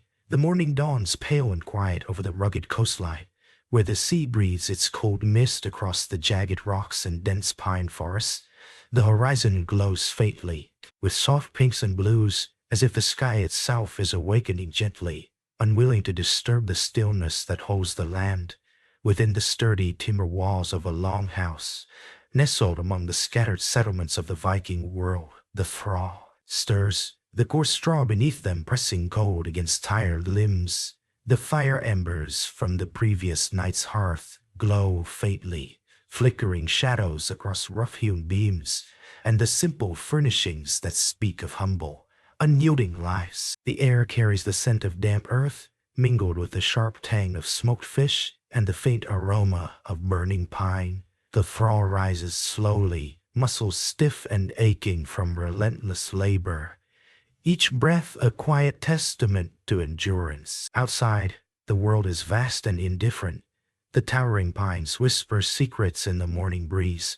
The wild rivers rush toward distant seas, and the hills roll unbroken toward unseen horizons. This wildness holds both menace and hope. The thinness holds both menace and hope, lying between captivity and the elusive dream of freedom. Yet, within the longhouse, life is confined, shaped by the rhythms of servitude and survival.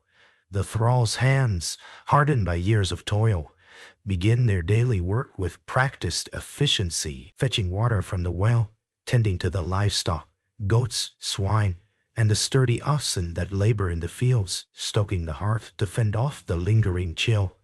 Every motion is a small act of survival, a quiet rebellion against the erasure of self. Though the tasks are burdensome and endless, the thrall carries within a reservoir of quiet strength.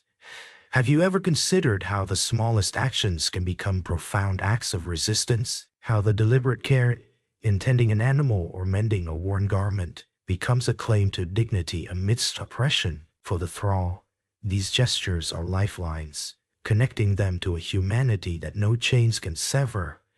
Within the longhouse, the thrall moves among the household's members with a careful awareness of place and power, ever-present weight, a shadow that dictates words, movements, and fate. Punishments for disobedience or perceived insolence are swift and often harsh, administered with an unflinching hand. Yet, amid this rigid hierarchy, moments of complexity arise. Unexpected kindness, a grudging respect for skill, a fleeting shared smile. These moments are treasured, fragile sparks in a world otherwise defined by control.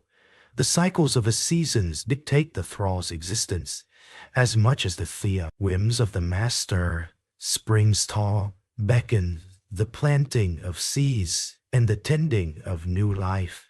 Summer brings relentless labor under the burning sun, nurturing crops that must be harvested before the coming frost. Urgency and preparation, while winter's cold breath demands endurance and resourcefulness. Through these cycles, the thrall's labor is vital, though often unseen and unacknowledged, to the survival of the entire household. In the quiet moments between tasks, the thrall's mind wanders beyond the walls and boundaries that confine them. Dreams flicker like distant stars, visions of forests where footsteps are free, rivers flowing toward unknown seas, and skies vast and unbroken. These skies, dreams are both solace and torment, reminders of what was lost and what might yet be reclaimed. Escape is a perilous hope. The thrall must navigate wild forests thick with shadow and danger, cross cold, swift rivers, and elude the watchful eyes of masters and hounds. Trust is scarce and must be weighed with great care, found perhaps in the kindness of a stranger or the loyalty of a fellow captive. The path to freedom is uncertain and fraught with risk, demanding courage that borders on recklessness. Have you ever felt the tension between yearning and fear so acutely? The sharp edge of hope tempered by the dread of capture or death. Such is the thrall's silent struggle, a dance on the knife's edge between bondage and liberty. Faith offers a refuge in this harsh world. Though barred from many sacred rites, the thrall whispers prayers to Odin, seeking wisdom, to Thor for strength and protection, to Freyja for courage and love. These invocations are private and fierce, a shield against despair.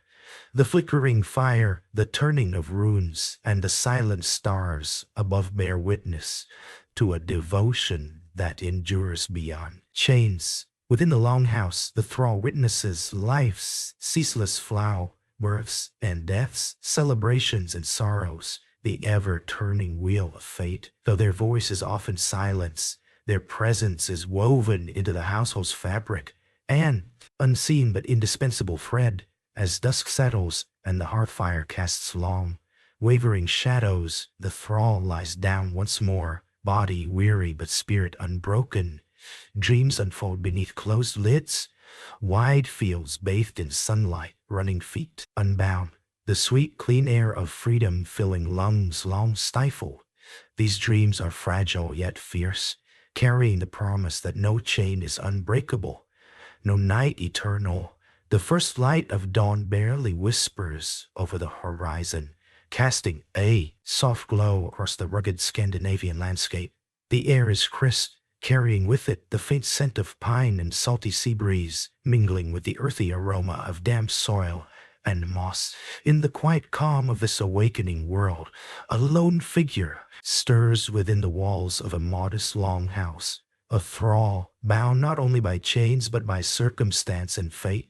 The fire embers glow faintly, their warm orange flicker painting shadows on the rough-hewn timber walls. A straw-filled bed, muscles aching from yesterday's labor, yet tempered by the quiet resilience born of endurance.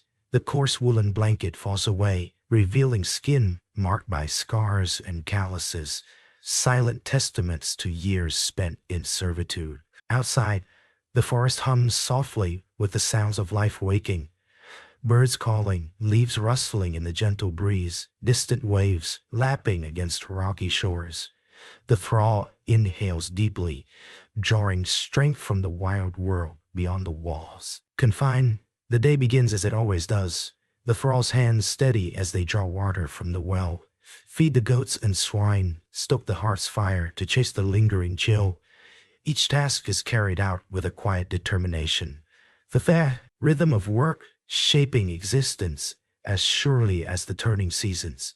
Have you ever considered the weight of such ceaseless labor, performed without pause or promise? The thrall's world is one of constant motion yet little change. Each day a mirror of the last, bound by the unyielding demands of ownership. Yet beneath the surface of this routine lies a spirit unbroken. In small acts, a whispered word of comfort to a frightened child, the gentle tending of an injured animal, the sharing of a stolen smile with a fellow thrall. The heart asserts its presence. These moments, fragile and fleeting, form a quiet rebellion against the erasure of self within the household. The master's presence is a constant shadow, stern, commanding, and often cruel. Punishments for perceived defiance are swift and harsh. The crack of a whip, harsh words, isolation. Yet even here, complexities emerge. A moment of grudging respect for skill, a rare kindness shown in passing. The thrall navigates these shifting currents with care, balancing submission with subtle assertion. The cycles of the seasons dictate the rhythm of life. Spring's tar breathes life into the frozen earth. Summer's long days demand unyielding toil. Autumn's harvest calls for urgency and preparation. Winter's cold tests endurance. The thrall's labor is vital, though often unacknowledged, sustaining the household through these relentless cycles. Faith offers a fragile sanctuary, though barred from many rites. The thrall whispers prayers to Odin for wisdom, Thor for strength, Freyja for love and courage. These devotions are private flames, flickering in the dark, a source of comfort and hope. Dreams of freedom flicker persistently. Visions of open fields, running unshackled beneath endless skies. Escape is a perilous hope, demanding cunning and courage. A flight through dense forests and across cold rivers, evading watchful eyes and fierce dogs. Trust is scarce, found only in rare kindnesses or the bonds of shared suffering. Have you ever felt the tension between yearning and fear so keenly? The thrall's heart is a battleground of hope and despair, of dreams tempered by the harsh realities of chains. As dusk falls, the thrall returns to the hearth's warm glow, body weary but spirit steadfast. Dreams unfold beneath closed eyes, visions of liberty, of life reclaimed. These dreams are fragile yet fierce, a promise that even in bondage, the soul remains free. The evening air settles cool and damp across the land, carrying the scent of the sea mingled with the earthy fragrance of pine and wet soil. Above, the stars begin to emerge, like scattered fragments of a forgotten dream, illuminating the vast sky with their cold, eternal light. The land is quiet now, save for the occasional call of a distant owl and the rustle of branches in the wind. The longhouse, nestled among the wild hills and thick forests, stands sturdy and silent in the dimming twilight. Inside, the hearth fire flickers and sputters, casting long shadows that dance like ghosts on the rough timber walls. The thrall moves silently through the dim light, their steps careful and measured. The warmth of the fire is a temporary refuge from the chill creeping in through the cracks in the walls, but it is more than warmth. It is the pulse of life within this dwelling. It is here that the thrall finds moments of peace, however brief. When the relentless rhythm of labor is temporarily stilled. The world outside the longhouse is vast and wild. The towering trees stand like silent sentinels, their roots deep within the earth, while the rolling hills stretch toward the horizon, an endless expanse of untamed land. The thrall's heart often drifts toward this wilderness, where freedom might yet be found, if only they could escape the confines of servitude. But such thoughts are dangerous, as fragile as the flickering embers of the fire. In this quiet moment, the thrall finds themselves alone with their thoughts. Their hands are rough with years of toil, worn and weathered from the daily labor of life.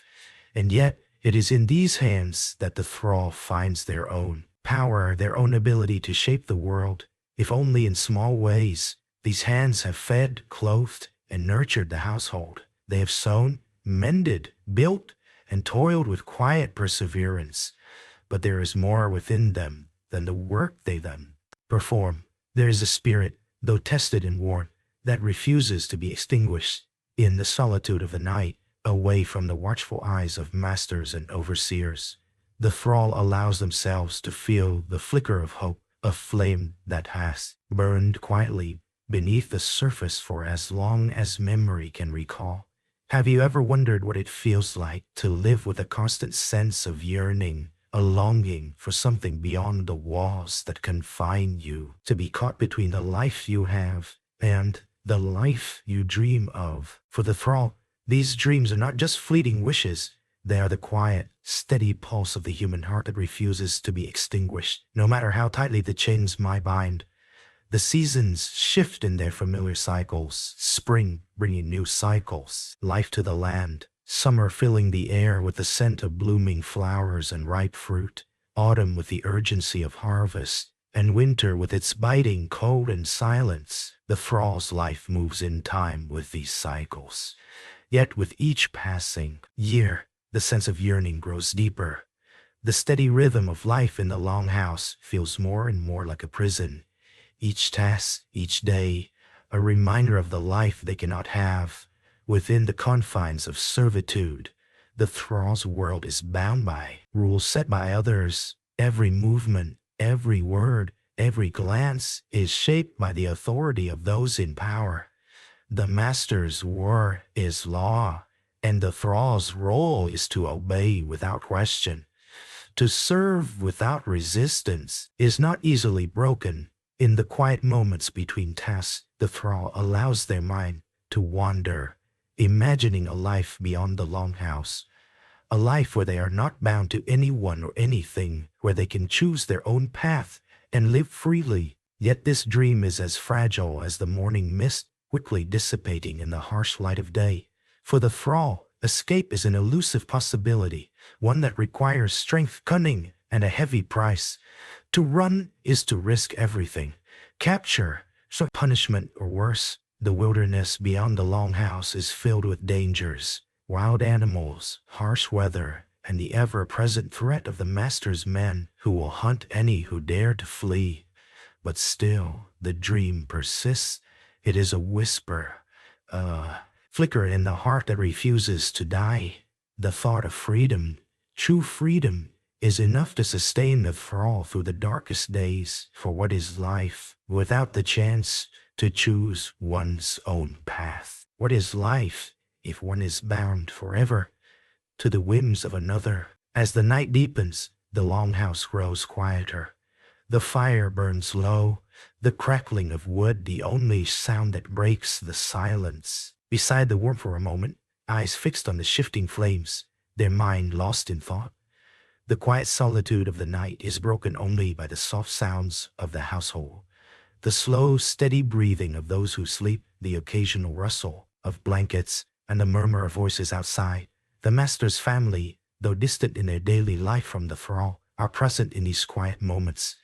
The thrall sees them, observes them, but remains unseen, a part of the background, a shadow of them, but remains unseen, a part of the background. In the corners, in these moments, the thrall allows themselves to dream, to imagine what it would be like to walk through the world as a free person.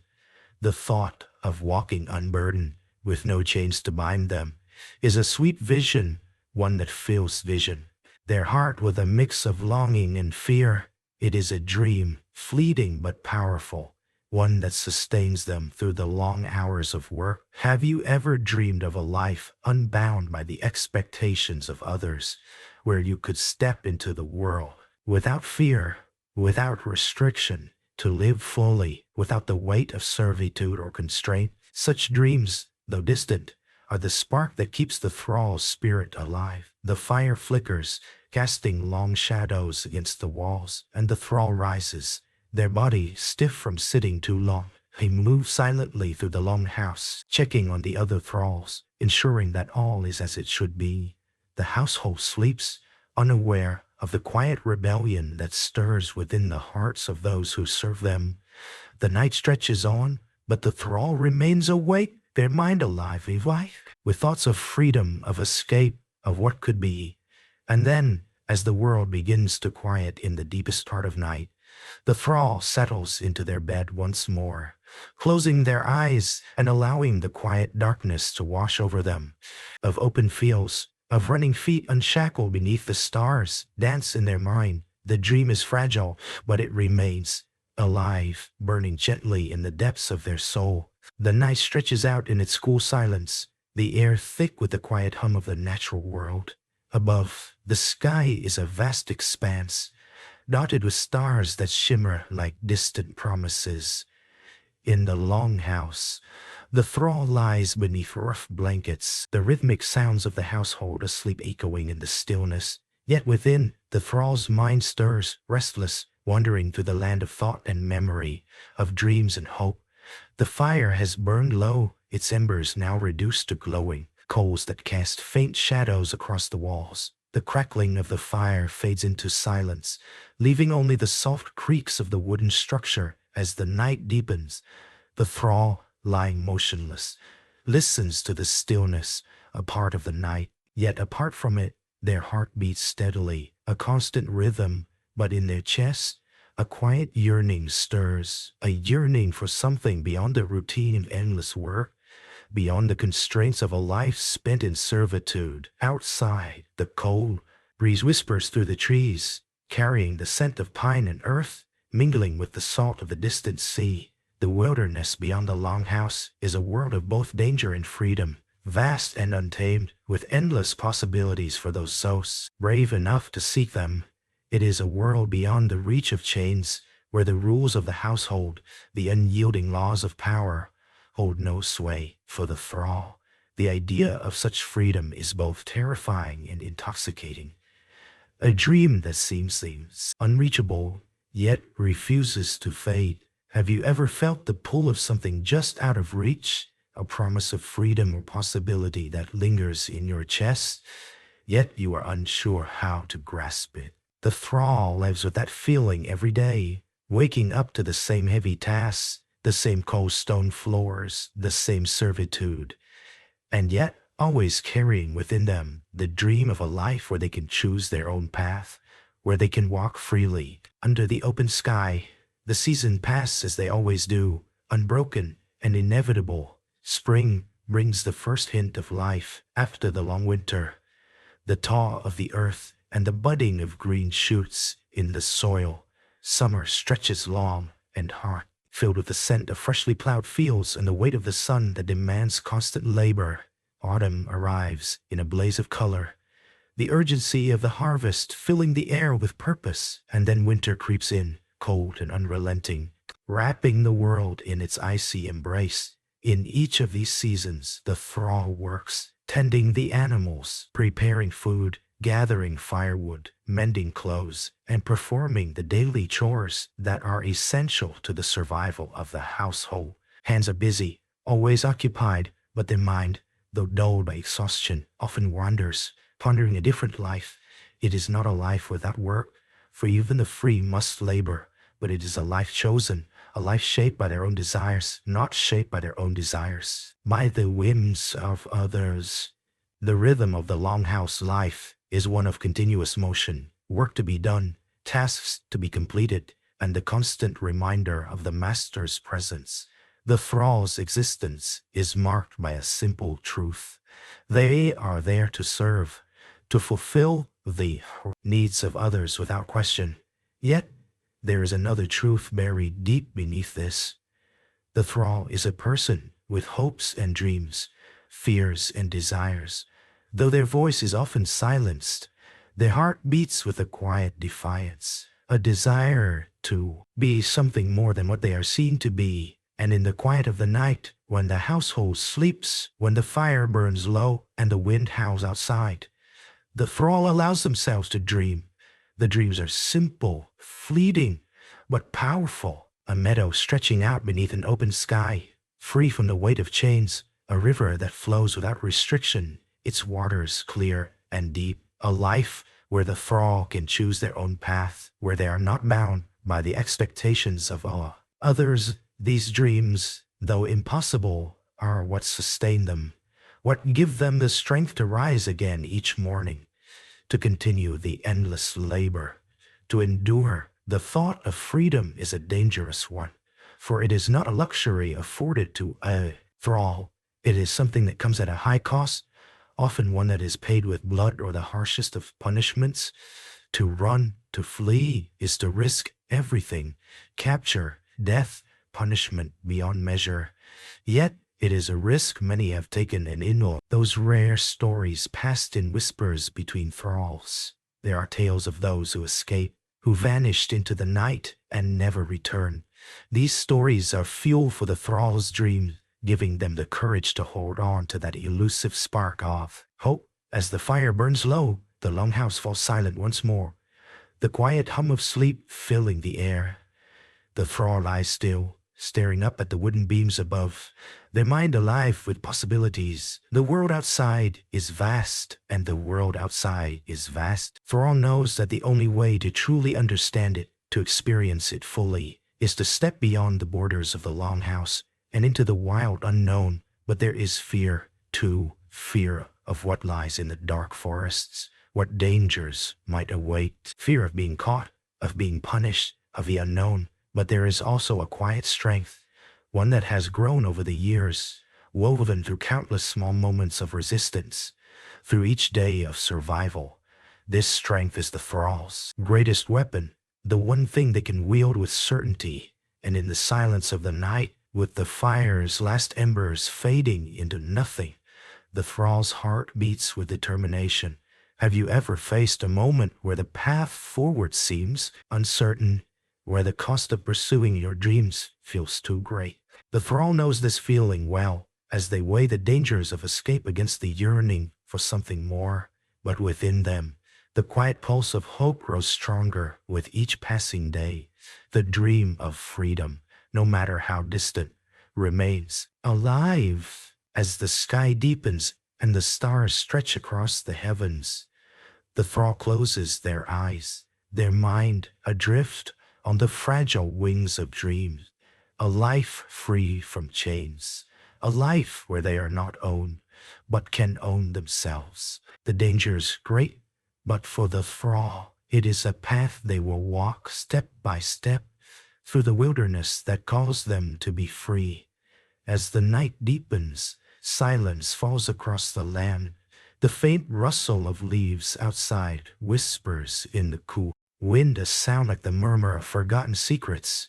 Inside the longhouse, only the glow of the dying embers illuminates the room, casting flickering shadows across the wooden walls. The thrall lies in the quiet darkness, their breath steady, their minds stirring with thoughts that refuse to rest. These thoughts are like seeds planted in the soil of their spirit, seeds of possibility, of change, of the dream of freedom. The fire's last flickers reflect in the thrall's eyes, and for a moment they feel the weight of the years, the constant burden of service, the knowledge that they are not free. There is a hollow ache, a longing, deep within them, a yearning for something more, something beyond the endless days of toil. The firm, steady rhythm of their life in the longhouse, though familiar and necessary, is a cage. Even the world outside, vast and beautiful as it might be, is a land full of dangers, uncertainty, and a looming threat of capture. Yet, even amid these shadows, there is the faintest glimmer of light, the thought of escape, of running into the wild, of vanishing into the night where no chains could follow. This thought is both frightening and exhilarating, to risk everything for the chance to live as one chooses, to step away from the oppressive control of the master, and into a life shaped by their own desires. Have you ever stood at the edge of something great, something life-changing, and felt the cold touch of fear mingled with the warmth of hope? The thrall feels it now, the fear of leaving behind the life they have known, and the hope that perhaps, just perhaps, there is something better waiting on the other side. Freedom. In the silence of the longhouse, the quiet rhythm of the world outside feels distant. There is only the steady pulse of the thrall's heart, each beat a reminder of what is at stake. They think of the forest beyond the house, dark and unknown, a place where the trees seem to hum with secrets. They think of the distant rivers that flow toward foreign shores, carrying with them the possibility of a new life, a life free from servitude. But these thoughts, as powerful as they are, come with a price. To escape is to leave behind everything: family, familiarity, safety, and the only life the thrall has ever known. It is to venture into the wild unknown, to place faith in the kindness of strangers and the land itself. The treacherous path ahead is fraught with dangers, harsh weather, wild beasts, and the ever-present risk of capture, but the thrill of possibility, of freedom, burns in the thrall's heart. The choice weighs heavily on their mind. It is not just the physical chains that bind the thrall. It is the unseen shackles of fear, of doubt, of the years of conditioning that have taught them to obey without question. The voice of the master echoes in their mind, reminders of their place, warnings of the consequences of defiance.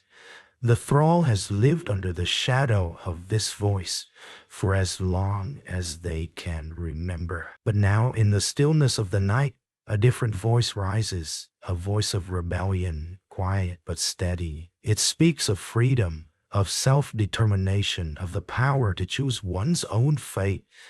This voice is a spark, small but fierce, that grows brighter with each passing hour. It is the dream of a life beyond the walls of the longhouse, of a life where the thrall is no longer bound by another's will. The path ahead is unclear, but the thought of freedom is a beacon that guides the heart. Outside the longhouse, the moon rises high, casting silver light over the darkened landscape. The thrall's gaze drifts toward the window, their mind reaching out to the wildness beyond. The forest beckons, a land untamed and unyielding, yet full of promise. The thrall imagines stepping into it, into the unknown, leaving behind the life they have known. They imagine the freedom to walk beneath the sky, to feel the wind on their face without fear, to make their own choices without being bound by the will of another. Yet, in the stillness, doubt creeps in. The road to freedom is not one easily taken. The risks are many, the price high. There are no guarantees, no promises of safety or success. It is a journey that is a journey. Requires more than strength. It requires an inner resolve, an unshakable belief in the possibility of a new life, a life chosen and shaped by the one who lives it. The thrall lies in the quiet darkness, eyes closed, breathing steadily. But within, the mind is alive with thoughts of what could be. The decision weighs on them, heavy and uncertain. Escape could be the end of everything, but it could also be the beginning of something entirely new. For the first time in their life, Thrall wonders what it would be like to choose, to make a decision for themselves, not for the household or the master, but for their own heart, to choose a life of freedom, even at the risk of everything. Even at the risk of everything. Seems too slow. The fire flickers, casting shifting shadows on the walls. The wind whispers outside, and the stillness between moments stretches, holding both the weight of the present and the possibility of the future. The thrall's heart beats steadily. In the silence, each pulse echoing with the question of what they will do. Tomorrow will come, as it always does. The work will be waiting, the fire to tend, the animals to feed, the labor to be done. But within the thrall, something has shifted it. The dream of escape is no longer just a fantasy. It is a possibility, fragile but real.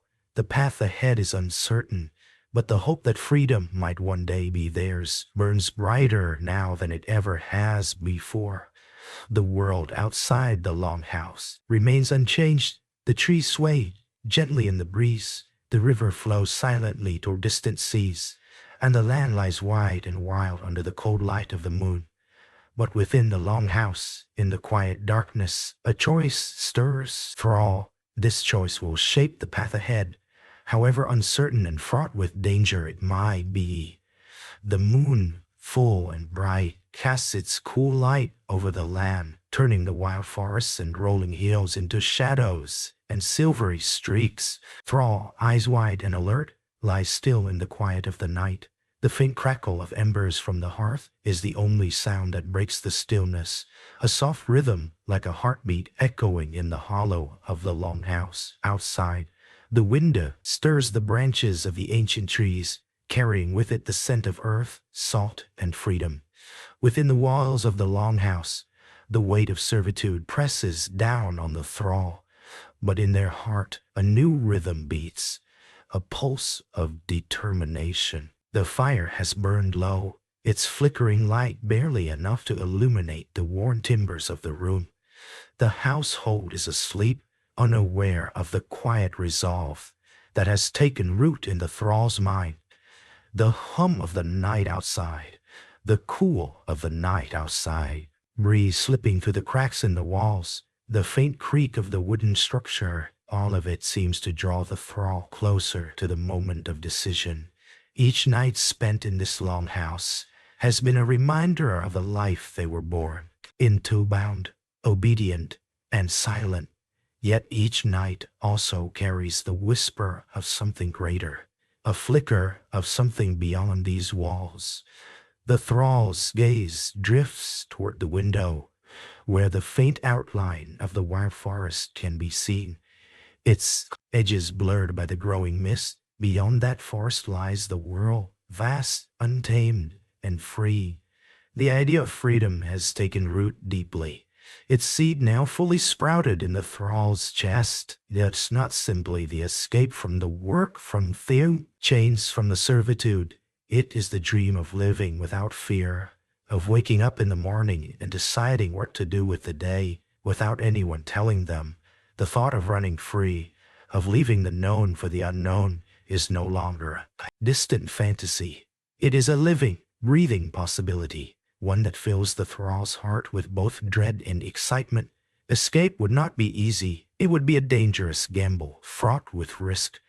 The master's men would hunt the runaway thrall without mercy. The forest itself could swallow the weak, and the harsh winter would claim those unprepared. There is no safety, only the desperate hope of making it into the wilderness and beyond the reach of the master's control. But even in the face of these dangers, the thought of taking the first step, of stepping beyond the walls of this life, is like a flame in the dark, a beacon calling the thrall toward a new dawn. The choice to leave is not one taken lightly, is a decision made in quiet defiance, in the solitude of the night when the soul is free to dream. It is not just the physical chains that bind the thrall, but the psychological ones too, the fears of failure, the doubts about survival, the constant reminder that their life is not their own. But tonight, these chains feel lighter. Tonight, the thrall feels something stir within them, a sense of self that they have not felt in years. The fire flickers one last time before the embers begin to fade. The thrall, eyes fixed on the dying light, begins to see the path ahead more clearly. The decision is not made out of rebellion for rebellion's sake. It is not just a rejection of the life they've lived, but a yearning for something more, to feel the ground beneath their feet, to breathe the fresh air without fear of being watched, to take back what has always been theirs, their own life. The thought is both thrilling and terrifying, but it is theirs, and that makes all the difference. They rise quietly from the straw bed, making sure not to disturb the slumbering household. The soft, familiar sounds of breathing in the longhouse are drowned by the pounding of their own heart. The decision has been made. The decision has been made. Time has come. The thrall steps silently into the darkness, eyes adjusting to the dim light from the window. The night outside feels different now, full of potential, full of risk, but also full of freedom. Each breath draws in the cool night. Each breath draws in the cool night air, the first taste of what it could mean to walk freely in the world. The door to the longhouse creaks open, and the thrall steps outside. The chill of the night air wraps around them, but it feels less like a burden now, and more like a companion on this journey. They glance back one last time at the longhouse, the place where they've spent their lives so far. It is all they've known, but it is not all they are meant to know. The land beyond, the wilds of the forests and hills, beckon with open arms, ready to challenge and embrace them in ways they have never imagined. The path ahead is dark, but there is a strange sense of clarity in the thrall's steps. With each step into the wilderness, they are shedding the layers of fear and uncertainty that have built up over years of captivity. The night, dark and vast, seems to embrace them, the trees whispering their own quiet song of freedom. Every rustle of leaves beneath their feet, every shift in the wind feels shift in the wind, like a confirmation of the choice they've made. The journey is long and uncertain. The thrall knows this, but the thought of continuing to live a life bound by chains, bound by others' expectations, seems unbearable now. The forest is dense and dark, but the thrall's heart beats with the pulse of something more, a yearning to find out what lies beyond the boundary of the known world. It is a journey of discovery, not just of the land, but of themselves. This flight from captivity is a test of will, of survival, and of spirit. The road is fraught with dangers, but it is also full of the possibility of living free. The first hours of the journey are the hardest.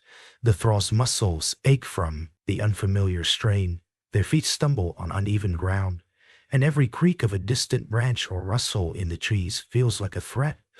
But there is a rhythm to the journey now, a steady pulse that guides them forward. The forest is vast, but bites the forest. With each step, the thrall feels the weight of their chains lift, even if only by inches. There are no comforting voices here, no familiar faces, no certainty of what comes next. The world is unfamiliar, unpredictable, and wild, but with every real footstep, the thrall begins to taste what it means to be free, to make their own decisions, to choose the next move, to follow the path they set out on, even if they don't know exactly where it will lead. And then, as the forest seems to open up slightly, a new sound breaks the silence. Far-off voices, distant but unmistakable. The thrall pauses, listening, trying to discern what they are hearing. The feeling of panic rises in their chest, but it is quickly smothered by the sheer will to continue moving forward. The voices grow louder, perhaps not far off, but whether they are a threat or a sign of safety. The thrall knows that there is no turning back. The journey is already underway. The night continues to unfurl, its sail blanket stretching wide and deep across the land. The thrall moves forward, their feet making barely a sound as they tread cautiously over the forest floor, now damp from the evening mist that rises to meet the cold air. With each step, the cold air whisper of freedom grows louder, like a distant song, both alluring and dangerous.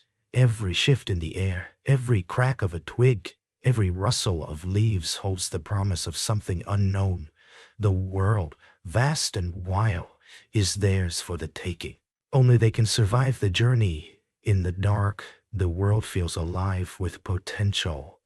The moon casts a pale light through the trees, illuminating patches of earth here and there. But mostly, it is the sound of the night, the owls hooting in the distance, the wind rustling through the branches, the soft murmur of the stream, along with the pounding of their own heart, that guides the thrall through the thickening woods. The thrall's breath comes quick and shallow as they move faster, eager to escape the safety of the known world. There's a fire within them now, something kindled in their chest that has grown steadily in the stillness of the night, and now it burns hotter than ever. The idea of freedom was once a distant dream, but now, with every step, it becomes clearer, more immediate. This journey, with its perils and its uncertainties, is the only path to a life they can claim as their own. The shadows deepen as the thrall moves deeper into the forest. They feel the branches reach down, as if to test them, to drag them back to the world of chains they've left behind. But they press on, unflinching. Their heart beats with purpose, each thudding pulse more a declaration of will than simple rhythm. The thrill of running free, even in the dark unknown, feels like breathing fresh air after being submerged underwater. The weight of servitude, the burden of being owned, lifts with each passing minute, replaced by the joy of autonomy. Yet, there is something else lurking in the air, a tension that gnaws at the thrall's peace. The voices they heard earlier grow louder, and it is clear now they are not merely imagined. The thrall's footsteps falter for a moment, anxiety creeping into their chests. They listen intently, trying to discern whether the voices are of people, perhaps hunters, perhaps masters, men searching the woods, or something else. The possibility of discovery, of capture, fills the thrall with dread. They've left behind the master's sight, but they find the master's sight, but they are still not free. Not yet, not until they can escape entirely from the bonds of this world. Carefully, the thrall ducks behind a thick group of bushes and crouches low.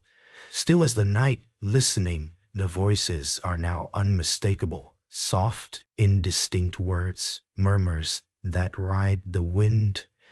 They could be travelers, or they could be enemies, strangers who might bring danger, or companions who might offer shelter.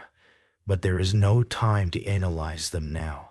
All the thrall can do is wait, hidden in the shadows, and hope that they are not seen. The minutes stretch endlessly, each one crawling forward like a living thing, each sound in the night louder than before.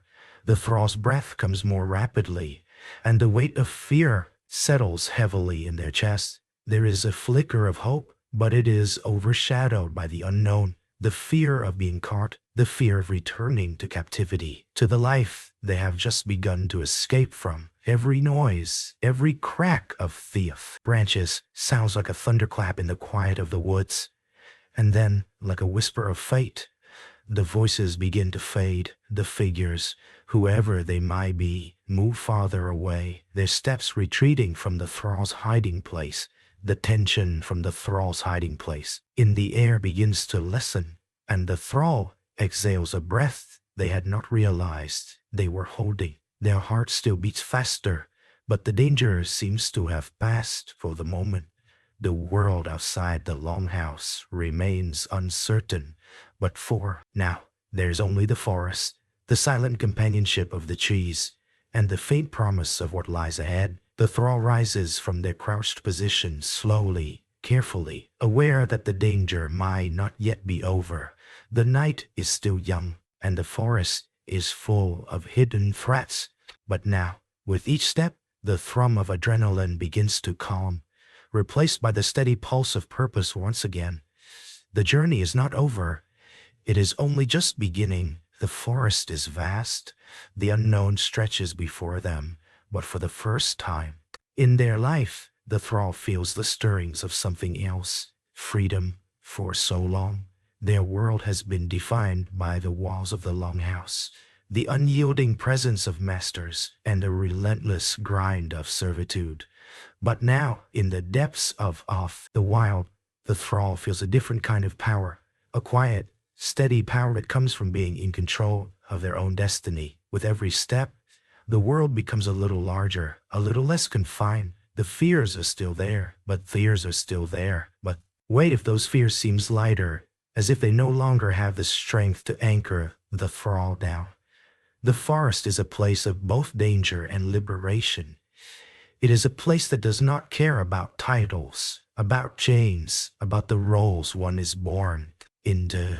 It is a world that will either swallow them whole or set them free, and the thrall, though uncertain, feels that this is a chance they must take. The night air grows colder as the hours pass. The thrall's legs ache from the journey, and their steps grow heavier. But there is no turning back now. No more nights spent beneath the master's watchful eyes. No more silence in the face of injustice. No more bending the knee. There is only the path ahead, winding through trees and thick underbrush, lit only by the pale moonlight. The horizon begins to look different now, as the thrall moves deeper into the heart of the forest. The trees are thick here, their trunks dark and ancient, their branches reaching upward like twisted fingers. The moonlight trickles through the gaps, casting patches of light on the ground, and the path grows narrower and more treacherous. But still, the thrall presses on. The dream of freedom, The vision of life without chains burns brighter now, pushing them forward even when the path is unclear. Ahead, through the veil of trees, the sound of running water reaches their ears. The thrall's heart quickens. A river, perhaps their way across. The thought of crossing it, leaving the forest behind, feels like another barrier to break. It is a crossing of more than just land. It is a crossing of their very soul. But they know it must be done. As they approach the water, the thrall pauses for a moment, taking in the sight of the flowing river. The water moves swiftly, its surface illuminated by the soft moonlight, its flow relentless. This river is more than a body of water. It is the last obstacle before the unknown. It is the barrier between their life they've known, and the freedom they hope to find. With a deep breath, the thrall steps forward, the cool water rushing against their feet. There is no turning back now. The cool river water flows swiftly around the thrall's feet, its swift current tugging gently at their legs, urging them forward into the unknown. The water is cold, biting against the skin, but the thrall doesn't flinch. Their heart beats rapidly in their chests, and yet, despite the chill, there is a warmth within them, a pulse of determination. Each step forward is a step away from the life they've known. Each footfall a small but significant declaration of their freedom. The sound of the river is both soothing and overwhelming, its rush overpowering all other noises, creating an eerie sense of isolation. The thrall wades deeper into the water, the river now rising up to their knees. Their muscles strain with the effort, the cold seeping into their bones. But they keep moving. The river is not just water. It is the threshold between two worlds. Life of servitude, the longhouse, the master's commands, the daily grind of being owned. On the other side lies the unknown, the world of freedom, of choice, of self-determination. The thought of crossing is not just physical, it is spiritual. The thrall pauses for a moment, standing still in the current, their breath steadying. They look back toward the shore, toward they had lived for as long as they could remember. It seems so distant now, as though it were a life lived by someone else. The firelight from the hearth, the calls of the master, the weight of chains. These things feel as though they belong to another time, another person. In this moment, standing in the cold river, the thrall realizes how far they have come. There is no turning back. The decision has been made. The thrall is free, even if only for this fleeting moment. Standing in the middle of the rushing water, there are no guarantees, no promises of safety or success. There is the thrill of choice, the first time in their life that they have taken control of their destiny. They are no longer a tool of the master's household, no longer bound by chains, even if they are still within the reach of the wilderness. For the first time, they feel what it is to be truly alive. The river pushes against them, but they press forward, using the current to propel them toward the far shore. The water is deeper now, the current stronger, and the thrall's legs begin to burn with exertion. They struggle to keep their footing as the water rises higher. But each step is worth the pain. Their mind is focused on one thing, the far side of the river, the land beyond. It calls to them, pulling them forward, away from everything they've known. The sound of the river fills their ears, drowning out all other thoughts. There is no room for doubt here, no space for fear, only the relentless pull of the current and the steady beat of their own heart. The steady beat of their own heart. Think of the masters of the life they've left behind and feel a strange relief wash over them. The life they knew, the servitude that had defined their existence, is now something far away, like a dream fading into the morning mist. In its still place, the world ahead is wide open and full of possibility. The thrall reaches the far bank of the river, their feet touching solid ground once again. They stand for a moment, feeling the muddy earth beneath them, the cool wind brushing against their face, the weight of the cold water slowly draining away. From their legs, the land on the other side is unfamiliar, wild and untamed, just like the freedom they have claimed. The forest stretches out ahead, dark and inviting, full of both danger and hope. The journey has just begun. The thrall takes a moment to catch their breath, standing still as the night air settles around them.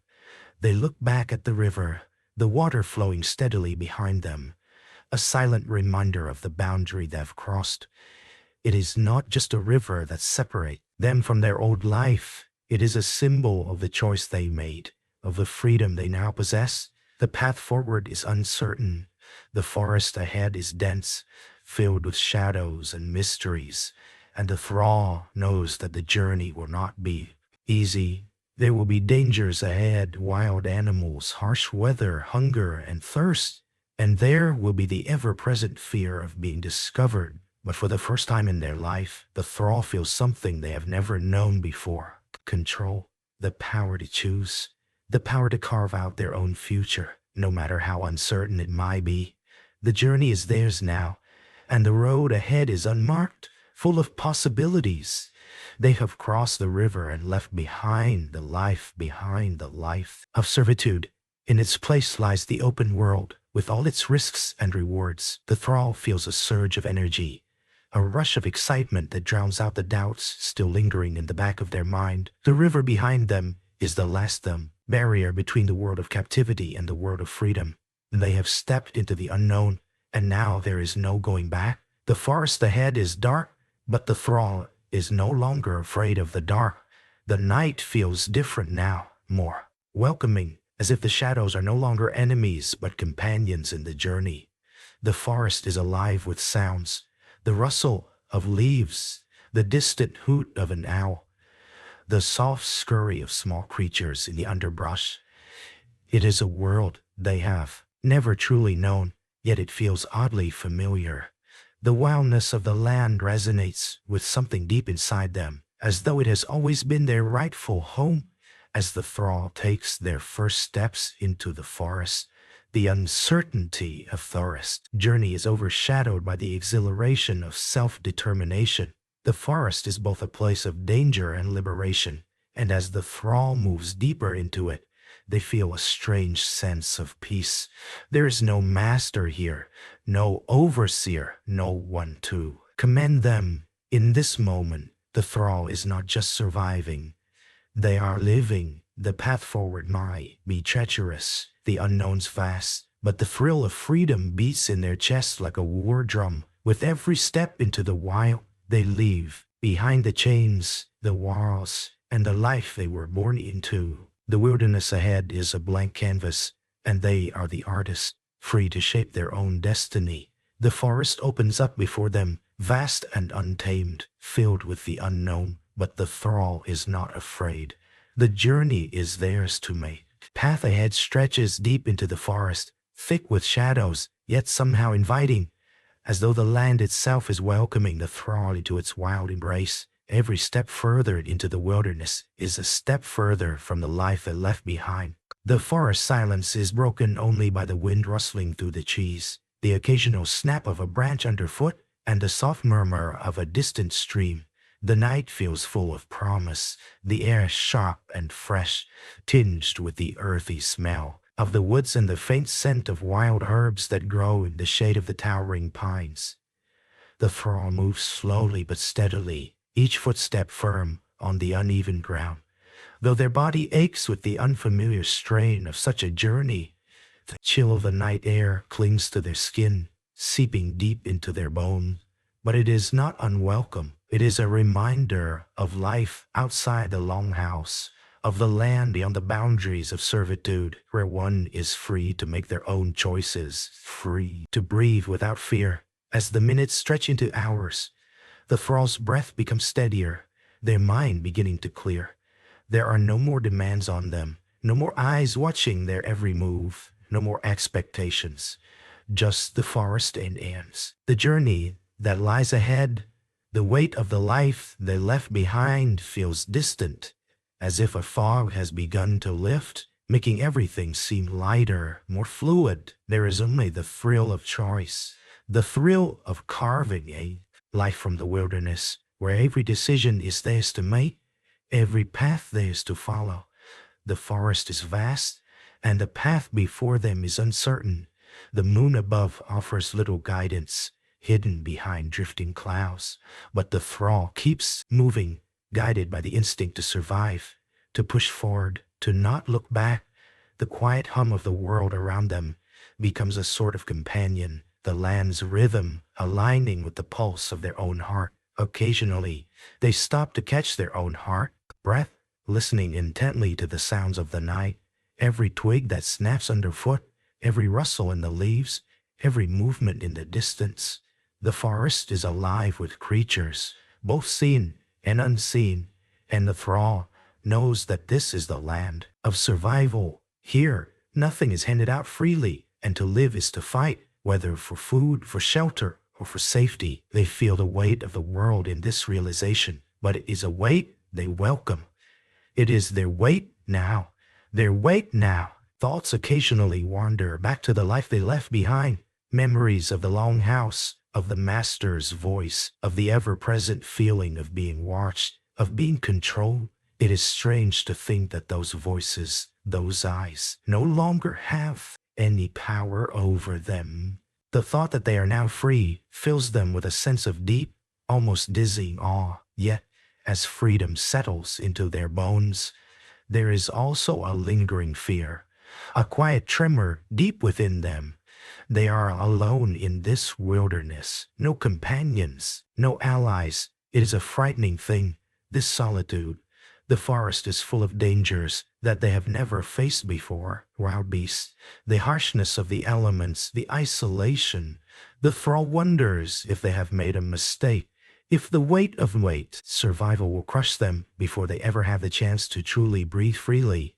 But then the wind shifts and a new sound reaches their ears, clear and unmistakable. A stream flowing steadily and gently through the underbrush. The thrall listens to the sound, drawing a quiet breath of relief. Water, something so simple yet so vital, is nearby. The earth here, even in its wildness, offers what is necessary to live. With renewed determination, the thrall begins to follow the sound, moving through the forest with a steadier pace.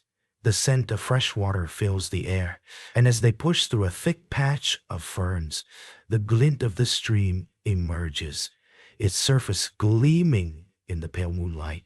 The water is clear, its surface gleaming in the pale moonlight. Flow steady and sure, cutting through the earth with a natural, effortless grace. The thrall kneels beside the stream, cupping their hands to drink, the cool liquid soothing their parched throat. The water is fresh, untainted, and in its fresh simplicity, it feels like a gift. As they drink deeply, a wave of relief floods through them, both physical and emotional.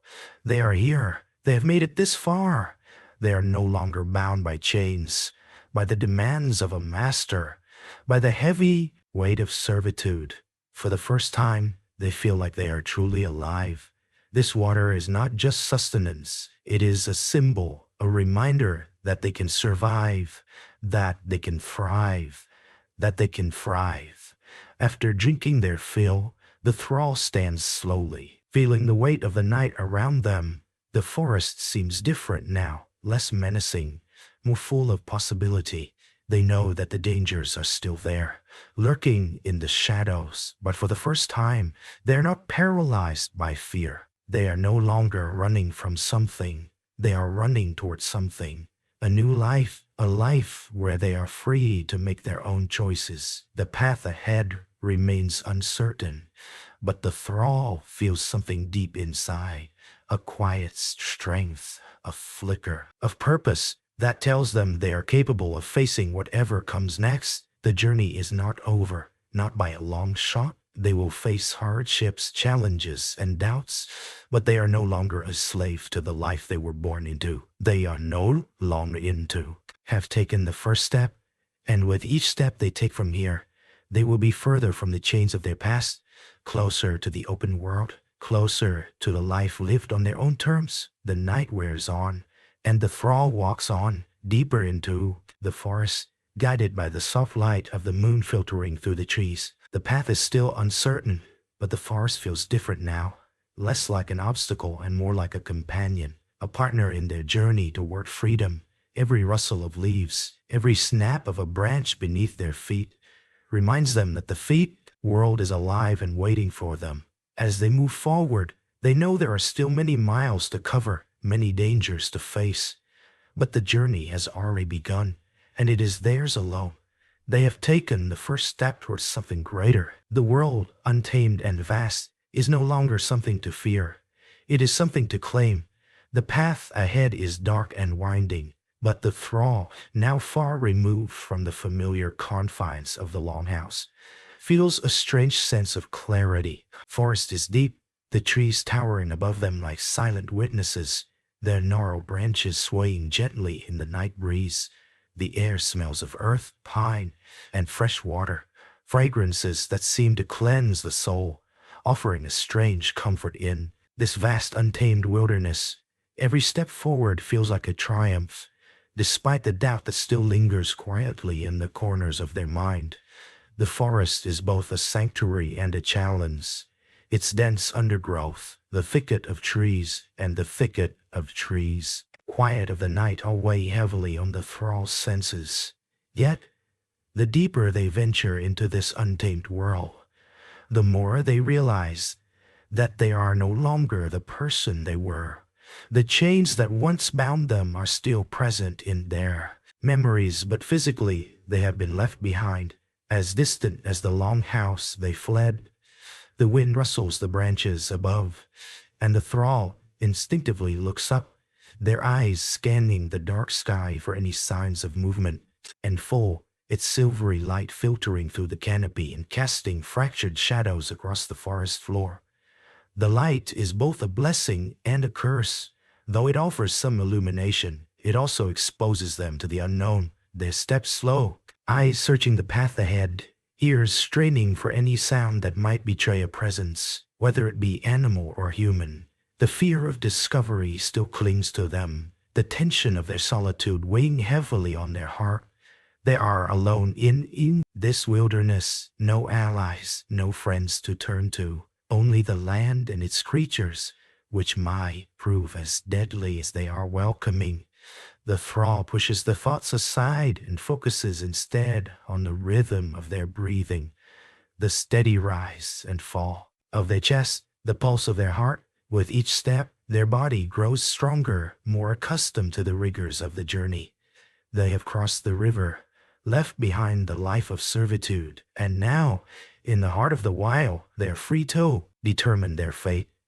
They might not know exactly where they're going, but they are no longer controlled by the whims of others. In this moment, they are the master of their own choices.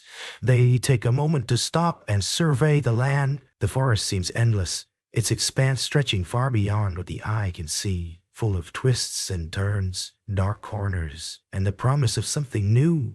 Yet there is no immediate sense of direction. The thrall must trust their instincts. The thrall must trust their instincts. Small ember of freedom burning brightly within them, guiding them forward despite the uncertainty. In the distance, they hear the faint trickle of a stream, and the idea of fresh water urges them onward. The sound of moving water is a comforting constant in the wilderness, a source of life and a symbol of movement, a reminder that they are not standing still, but moving towards something greater. The path to the stream is narrow, winding, and difficult. The trees here are older. The trees here are older, trunks gnarled with age, their roots twisting and clawing into the earth. The thrall steps carefully, mindful of the uneven ground, making sure not to trip on the roots that rise from the dark soil like silent obstacles. The forest, though full of promise, is also full of danger. Every rustle, every movement in the shadows could mean something lurking, an animal, a predator, or perhaps someone tracking their every step. As they reach the edge of the stream, the thrall kneels by its bank, feeling the cool rush of water as it cascades over smooth stones. The water glows silver under the moon's light, sparkling like diamonds in the night. It's a stark contrast to the dark, heavy weight of the journey. The thrall reaches out, cupping their hands in the water and drinking deeply, feeling the refreshing coolness spread through their body, soothing their dry throat.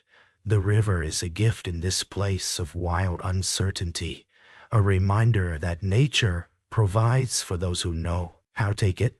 After drinking, the thrall stands slowly, wiping their mouth with the back of their hand. They watch the water for a moment, its currents flowing effortlessly, winding around rocks, carrying debris with it as it heads for the distant sea. The flow of the river reminds them of something vital: movement, progress, and survival. The water does not stop, does not hesitate. It flows relentlessly forward, no matter the obstacles it encounters. The thrall realizes that they too must be like the river. They cannot stop, cannot hesitate. To survive in this wilderness, they must keep moving. Even when the road ahead is uncertain, they must trust their instincts, trust the strength that has carried them this far. The dream of freedom is no longer a distant wish. It is now a living, breathing part of them, something they must chase, something they must claim. The night presses on, and the thrall resumes their journey, the stream's soft trickle fading behind them as they push deeper into the forest. The air grows colder as they move farther from the river's edge, and the forest thickens with dark shadows.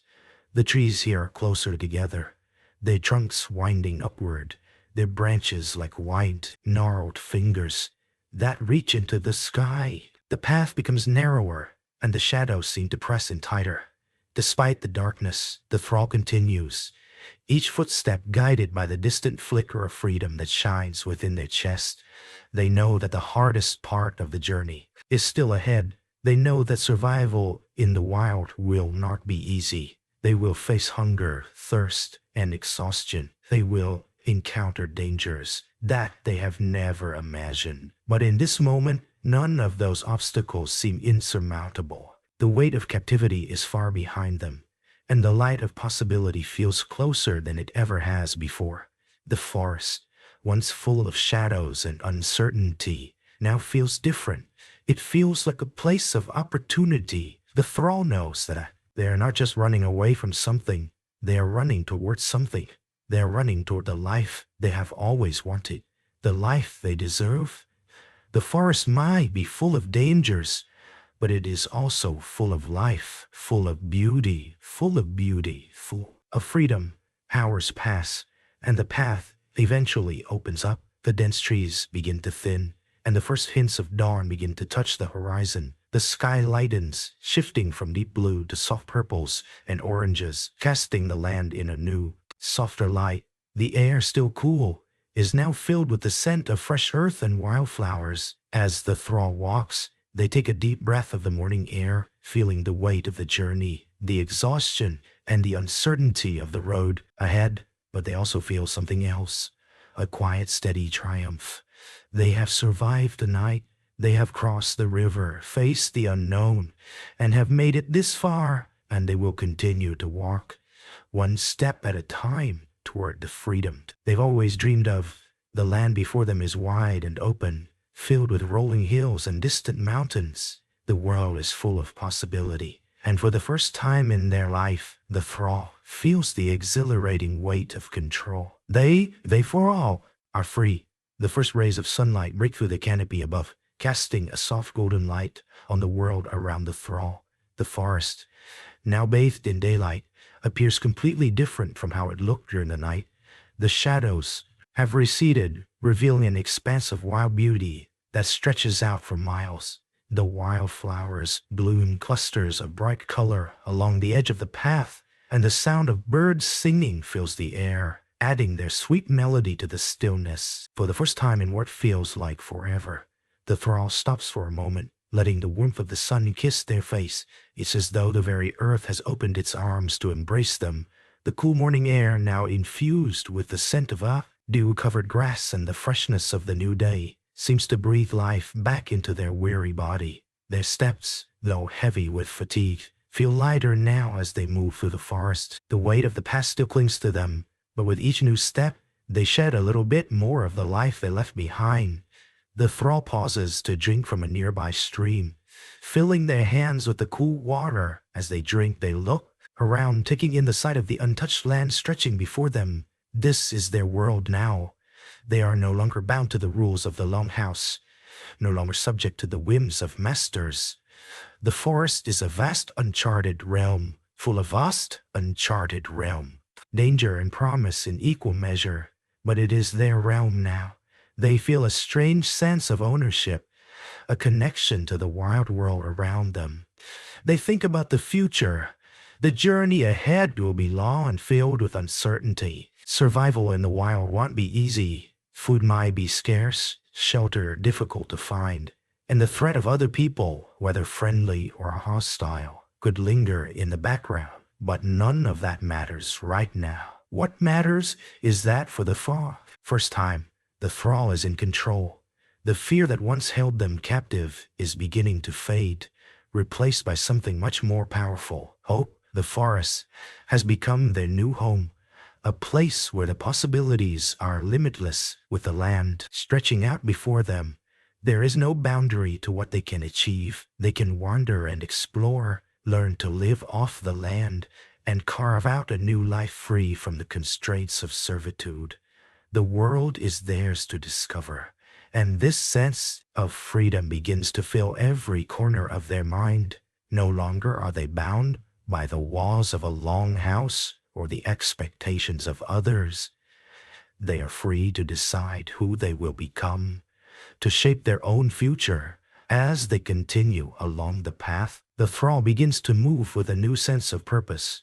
The forest, which once seemed daunting and unknown, now feels like an old friend, familiar and comforting. The trees that tower above them no longer seem like obstacles but like companions, guiding them on their journey. They walk with a new sense of confidence, each step affirming the decision they've made. But as the miles pass beneath their feet, they are also keenly aware that the journey is far from over. The road ahead is still fraught with challenges. Their heart quickens as the reality of what lies ahead sets in. The forest might be wide and welcoming, but it is also full of dangers, wild animals, weather that can turn unexpectedly, and perhaps others who might be less kind. The thrall might be free, but they are not invincible. A sharp rustling in the underbrush breaks their thoughts, and the thrall halts, their breath catching for a moment. They listen closely, waiting for the sound to come again. Moment feels heavy with tension, every nerve on alert. After a brief silence, the sound comes again, closer this time. The thrall tenses, eyes scanning the forest for the source. They prepare themselves, if necessary. But as the figure steps into view, a wave of relief washes over them. It is a small, deer-like creature, no larger than a wolf cub. With large, innocent eyes, the creature pauses, looking directly at the thrall for a moment, and then, sensing no threat, continues on its way, disappearing quietly into the underbrush. The thrall exhales deeply, their heart rate slowing. It was nothing, but it was a reminder of the ever-present uncertainty. They have left behind one kind of danger, but the wild world offers a new set of threats, and yet they do not feel afraid. Instead, they feel alive, truly alive, with all the raw beauty and danger that entails. The world is a place of risk, of possibility, and they are embracing it with open arms. As the day stretches on, the forest begins to thin, and the forest begins to thin. Landscape changes. The dense trees give way to open grasslands, the sky now stretching wide above. The thrall pauses to take in the view. Ahead, the land stretches out, a vast open plain. In the distance, they can make out the shadow of winter mountains, their peaks wrapped in mist, distant and unreachable for now. But the mountains call to them, a symbol of the journey ahead. They have come this far, but the real test will be what lies beyond. The afternoon wears on, and the thrall begins to move toward the distant hills, drawn by the promise of what lies beyond.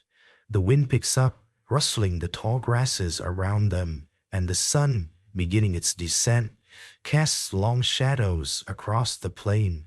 It is a time of transition, both for the world around them and for the thrall. They are no longer the person they were, no longer defined by chains or captivity. But the life they are stepping into is not yet fully formed. They are still, in many ways, a stranger to themselves. The idea of freedom, of living without constraints, is still new. The road ahead, despite its allure, is uncertain. There will be hard days, moments when doubt creeps in, and the weight of the past tries to pull them back. But for now, this moment, the thrall feels only the quiet exhilaration of having made it this far. They've crossed the river. They've left the life of servitude behind. They've taken their first steps into the unknown, and there is no going back. There's no going back. Thrall moves forward, step by step, feeling the pull of the world ahead of them. They are not certain of where this road will lead, but they are certain of one thing. They will continue. They will thrive. They will thrive. And they will make a life of their own choosing. The sun begins to dip low in the sky, casting golden hues across the vast plain, and the first stars begin to twinkle softly overhead. The path before them might be long, and the dangers might be many, but the thrall knows one thing now: they are free, and that, in itself, is enough to carry them forward into whatever the future holds. As the thrall walks further into the vast expanse of the open plains, the weight of the world seems to shift with every step. The once unfamiliar wilderness has become a silent companion, an ally in their newfound freedom. The sky above is painted with deep oranges and purples as the sun dips low on the horizon, casting long shadows across the sweeping grasslands. Wind rustles the tall grasses that sway like a sea of green beneath the vast unbroken sky. It is a world untouched, a world that belongs to no one but the thrall and all who roam it.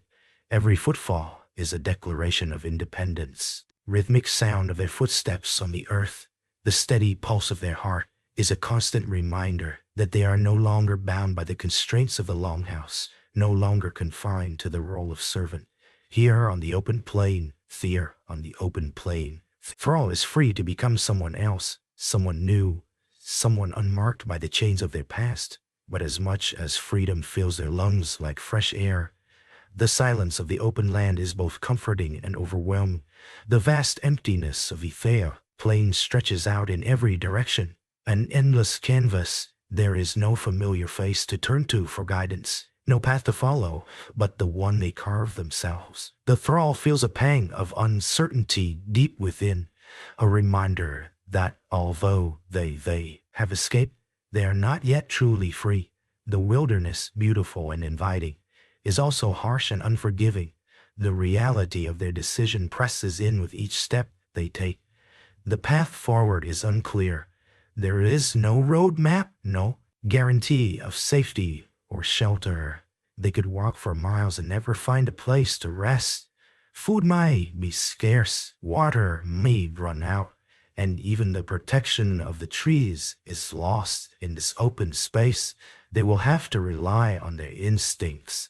They will have to rely on their instincts, their wits, and every ounce of resilience they've gained from years of servitude. The thrall realizes that this journey will test them in ways they have never known before.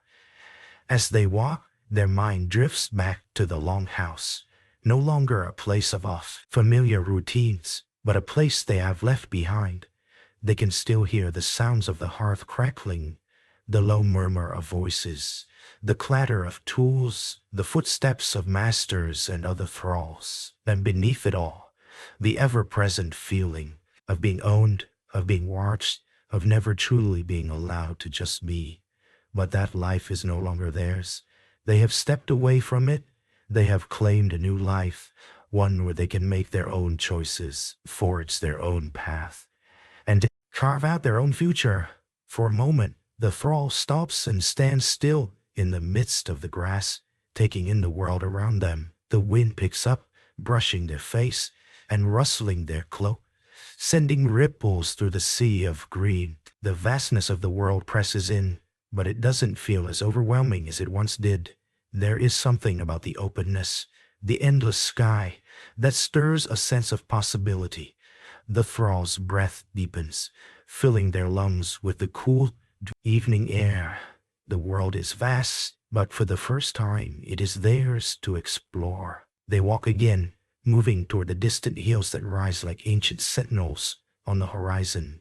The journey will be long, but they are determined to face whatever challenges lie ahead. Each step is a small victory, a confirmation that they are not the person they were. They are forging something new, something their past could never defy. As the night continues its descent, the stars begin to glitter in the sky, each one a reminder of the vastness of the world and the many lives that the world have come before. The thrall looks up, marveling at the sight of the endless expanse above. The night sky feels different now, full of promise, full of hope. It is a canvas of infinite possibility, just like the land below them. The world is full of unknowns, but it is full of beauty too. Beauty in the way the moon rises over the distant hills, in the way the breeze carries the scent of pine and earth, in the way the stars gleam down, as though watching over them. Humbling about the vastness of it all, a reminder of just how small we are, yet how capable we are of shaping our own destinies. For the first time, the thrall feels connected to something larger than themselves. The land, the sky, the land, the sky, universe, they are all part of the same cycle, the same dance of life. And now they are part of it. Hours pass, and the forest begins to thin as the thrall climbs the slope toward the hills. The ground beneath their feet grows rockier. The ground beneath their feet grows rockier. Terrain more challenging. They pause for a moment to rest, finding a small outcropping of stone to sit on. From here, the view opens up, and the thrall can see the land stretching out endlessly before them. They are no longer just walking. They are no longer just walking, are traversing a world of their own making. The hills ahead seem to beckon, urging them forward, as though inviting them to continue their journey toward whatever lies at the top. They breathe in deeply, the weight of the journey settling in deeply. Their chest, the air feels thinner here, colder, but it is invigorating. The night is quiet now, save for the distant sounds of the wind and the occasional chirp of crickets. The night is their companion, as it has always been. The night that has always been has witnessed countless generations of people walking through time. The thrall feels as though they have been walking through the corridors of history, but now they are stepping into their own story. With a final deep breath, the thrall rises and continues on, climbing the hill with renewed determination. The land becomes more rugged, the rocks growing larger, and the wind more biting. But the thrall moves with a sense of purpose. The top of the hill feels within reach, and with it, a new chapter of their journey. The stars above, the endless sky, seem to guide them, offering silent encouragement. They know there will be more obstacles ahead, more challenges to face, but each step forward is a testament to their resolve. They are not the person they were in the longhouse, bound by the will of another. They are free, and this freedom, this choice, is something no one can take away. The summit is close now, the final stretch of their journey. As they crest the top of the hill, the landscape below them opens up like a vast canvas. The valley stretches out, a patchwork of trees and grasslands, with rivers winding like veins through the earth. The distant mountains loom in the background, ancient and imposing. The world is larger than they ever imagined. And yet, in this moment, feels as though it is theirs. This land, this wild, untamed beauty, is theirs to claim, theirs to explore, and theirs to shape as they wish. The thrall stands at the peak, gazing out over the world that now stretches before them. The stars above, the wind in their face, and the earth beneath their feet all seem to whisper of endless possibilities. They have crossed the river, left behind the chains of servitude, and stepped into the unknown. The journey ahead will not be easy, but it is theirs to face, theirs to live. And so, as the night deepens, the thrall stands still for a moment, breathing in the freedom they have fought for. The road ahead is uncertain, but for the first time in their life, they are no longer afraid. The wilderness is no longer a threat, but an ally, and they are ready to walk forward, one step at a time, into the vast open world that now belongs to them. The wind continues to howl softly across the hilltop as the thrall stands there, taking in the view. The land before them seems to stretch out endlessly, rolling hills, thick forests, and distant mountains that rise like silent guardians. The sky above is a blanket of stars, their cold, ancient light offering silent companionship in the vastness of the world. The thrall takes a slow, steadying breath, their chest expanding as they fill their lungs with the cool, fresh air of freedom. Each breath feels different now. Not like the shallow breaths of fear that came with the confines of the longhouse, but deep, full breaths of possibility. In this moment, the thrall knows that they have made it, that they have taken the first impossible step into something greater than themselves, into a life beyond chains. But the thick world is not without its challenges.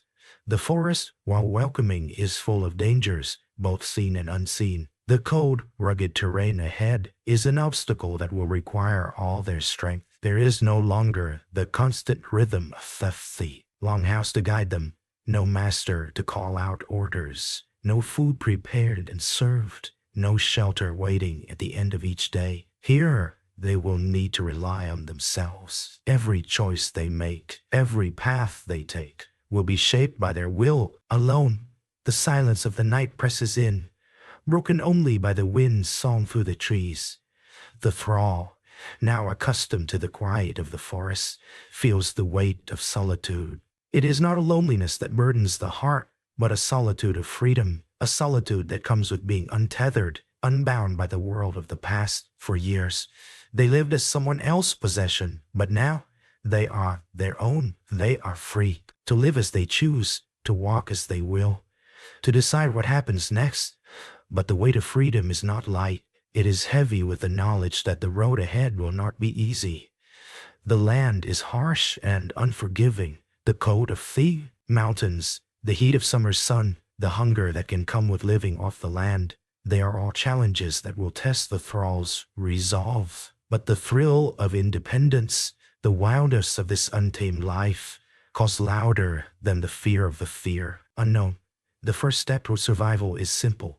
Finding shelter, the thrall begins to move down from the hilltop. Careful with each step, the terrain becomes uneven and rocky, the path winding downward, the ground growing steeper.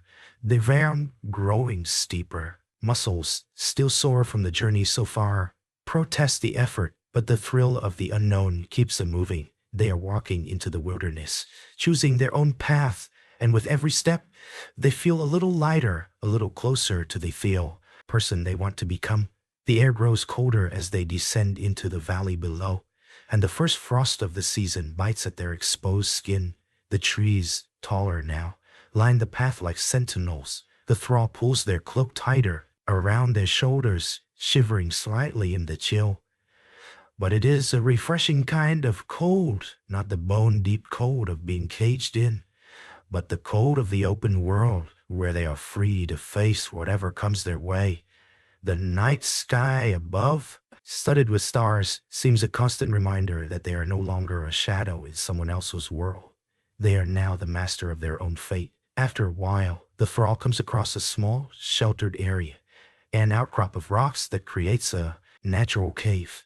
It's not much, but it will provide enough protection for the night. The thrall gathers what dry wood they can find, the small task of building a fire feeling strangely fulfilling. The crackling warmth of the fire fills the small space, its light dancing on the rocks around them, casting shadows that seem to take on a life of their own. The thrall watches the flames for a moment, the soft, familiar sound of the fire, a small comfort. The fire is both physical warmth and a symbolic light in the dark. It represents more than just the basic need for heat. It is hope, hope that they can survive, hope that this freedom they've fought for is real, hope that tomorrow will bring new opportunities to grow stronger, to adapt, to live. The small fire flickers in the wind, but its warmth offers the first real sense of peace since the moment they left the longhouse. The thrall sits close to the fire, the warmth easing the tension in their muscles. They eat a small portion of the dried meat they've been carrying, the food hard and tough, but sustaining. Their mind drifts back to the life they once knew, the longhouse, the familiar routines, the faces of those who were once their family in servitude. Those memories are now like distant shadows, softened and blurred with time. The pain of that life is still there, but it is becoming more distant as they move further from it. Each mile a new chapter in their journey. Have you ever stopped to think of the person you were before freedom touched your life? The thrall does, for a fleeting moment. They think of the strength they had to summon every day just to survive, the quiet sacrifices made without question. They think of the relationships forged in silence and hardship, and of the bond shared with fellow thralls. Though the masters might have seen them as less than human, the thrall knew the worth of their own spirit. And now, that spirit is alive and free, unfettered by the roles they once had to play. The fire burns low as the night deepens, the glow casting long, wavering shadows around them. The thrall sits in the stillness, the crackle of the fire their only companion. There is no turning back now. The decision has been made, and they are committed to the journey ahead. No matter the cost, the stars overhead seem to watch over them, a silent reassurance that they are not alone. The thrill of freedom still hums quietly within their chests, mingled with the quiet realization that the road will be long and difficult. There will be dangers they cannot predict, obstacles they cannot see, but the thrall is ready to face them. There is no path that lies ahead that they cannot walk. As the night wears on, the thrall's thoughts drift back to the life they left behind. They think of the longhouse, of the fires that once burned in the hearth, of the faces that linger in their memories. They wonder for a brief moment if those who remain will ever know what it feels like to live a life of freedom. But that is not their concern anymore. Their concern is the road ahead and the fire that burns steadily in their chest, guiding them forward.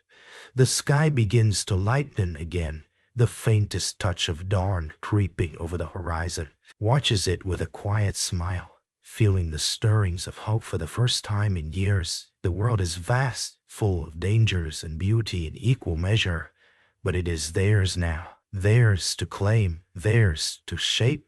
With the first light of dawn spreading across the land, the thrall stokes the fire one last time, gathering what little warmth remains. The day ahead is unknown, but for the first time, they are eager to face it. They stand up, feeling the weight of the night in their muscles, but there is a new lightness in their heart. They take a deep breath, and with it, they take another step forward, toward the unknown, toward their freedom. The first light of dawn stretches across the land, casting a gentle glow over the horizon. The air is crisp and cool, the early morning dew still hanging on the blades of grass and the leaves of trees. The thrall stands at the edge of the fire, its last embers flickering softly, and watches as the world slowly comes alive around them.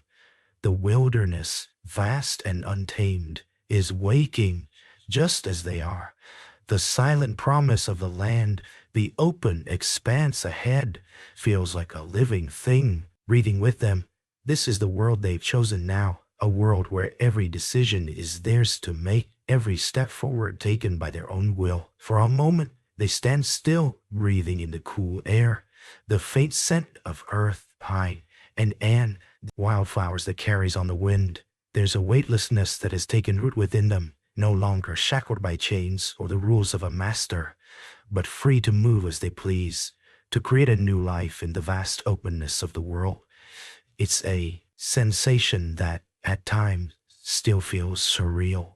Every movement, every breath carries the quiet thrill of defiance, of survival, of self-determination, but the thrill of freedom, by the sobering reality of what lies ahead. Forests, while beautiful, is harsh and unforgiving. The open plains that stretch before them hold no promises of comfort or safety.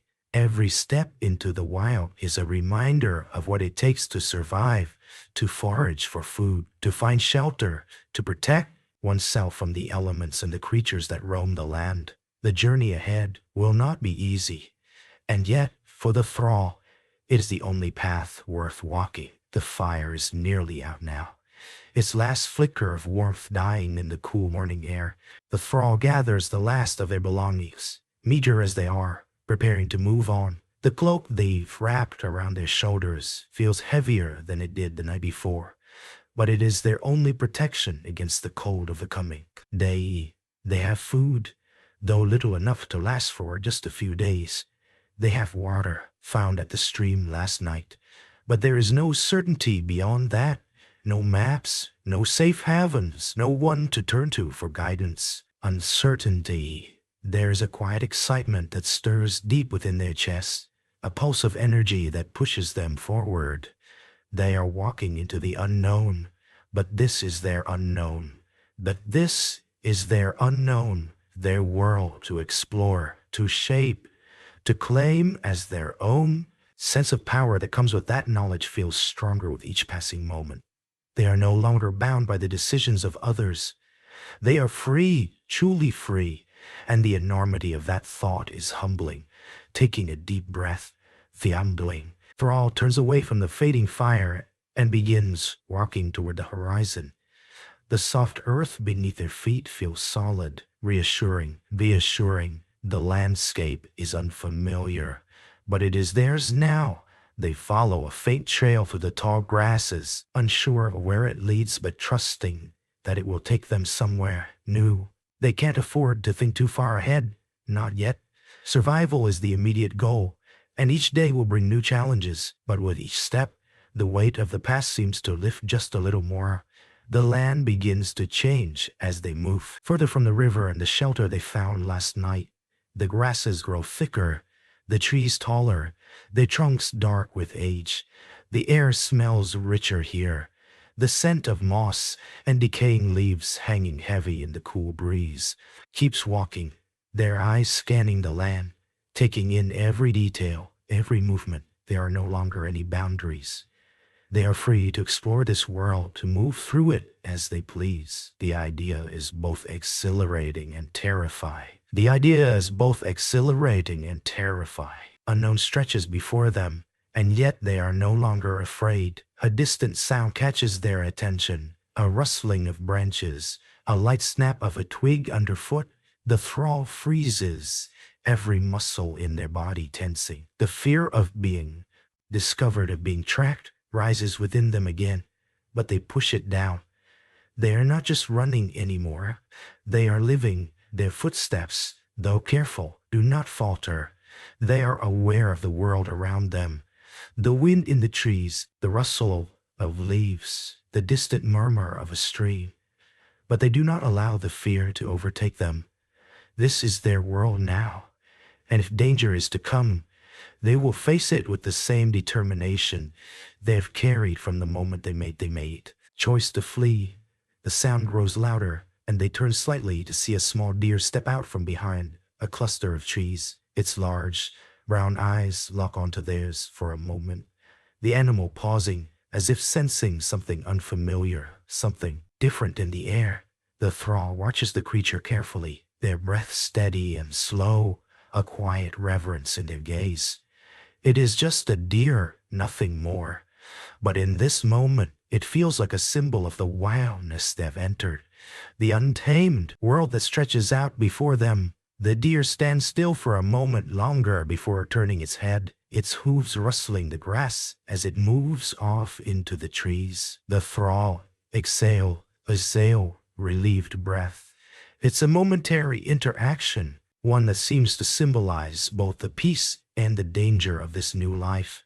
The wilderness is a world of uncertainty, but it is also a world full of life, of stories untold, of paths yet to be discovered, with a renewed sense of purpose. Thrall continues walking, moving deeper into the forest. The path ahead grows more difficult, the land rising and falling, the terrain uneven and rough. but they continue, determined to face whatever comes next. There will be no turning back, no retreat to the comforts of the longhouse. Their past has already begun to fade, like a dream that slips away upon waking. What matters now is the present, the journey they have begun. The sun rises higher in the sky, casting its warm light across the land. The air, though cool in the early morning, is beginning to warm with the promise of the day ahead. The thrall's stomach growls slightly, a reminder that their journey is not without its immediate needs. Food will be hard to come by, and they know. They must be cautious in their choices, careful to ration what they have, cautious of the land's offerings. This is not the time to be reckless. They must learn how to navigate this world, how to find what they need and survive without falling prey to its dangers. As the hours pass, the thrall's pace begins to slow. The land grows more rugged, the trees thicker, the underbrush more challenging. The world seems to tighten, pressing in from all sides, and the thrall realizes that they are no longer just walking through the wilderness. They are becoming part of it. Every step they take, every challenge they face, shapes them, molds them into something new.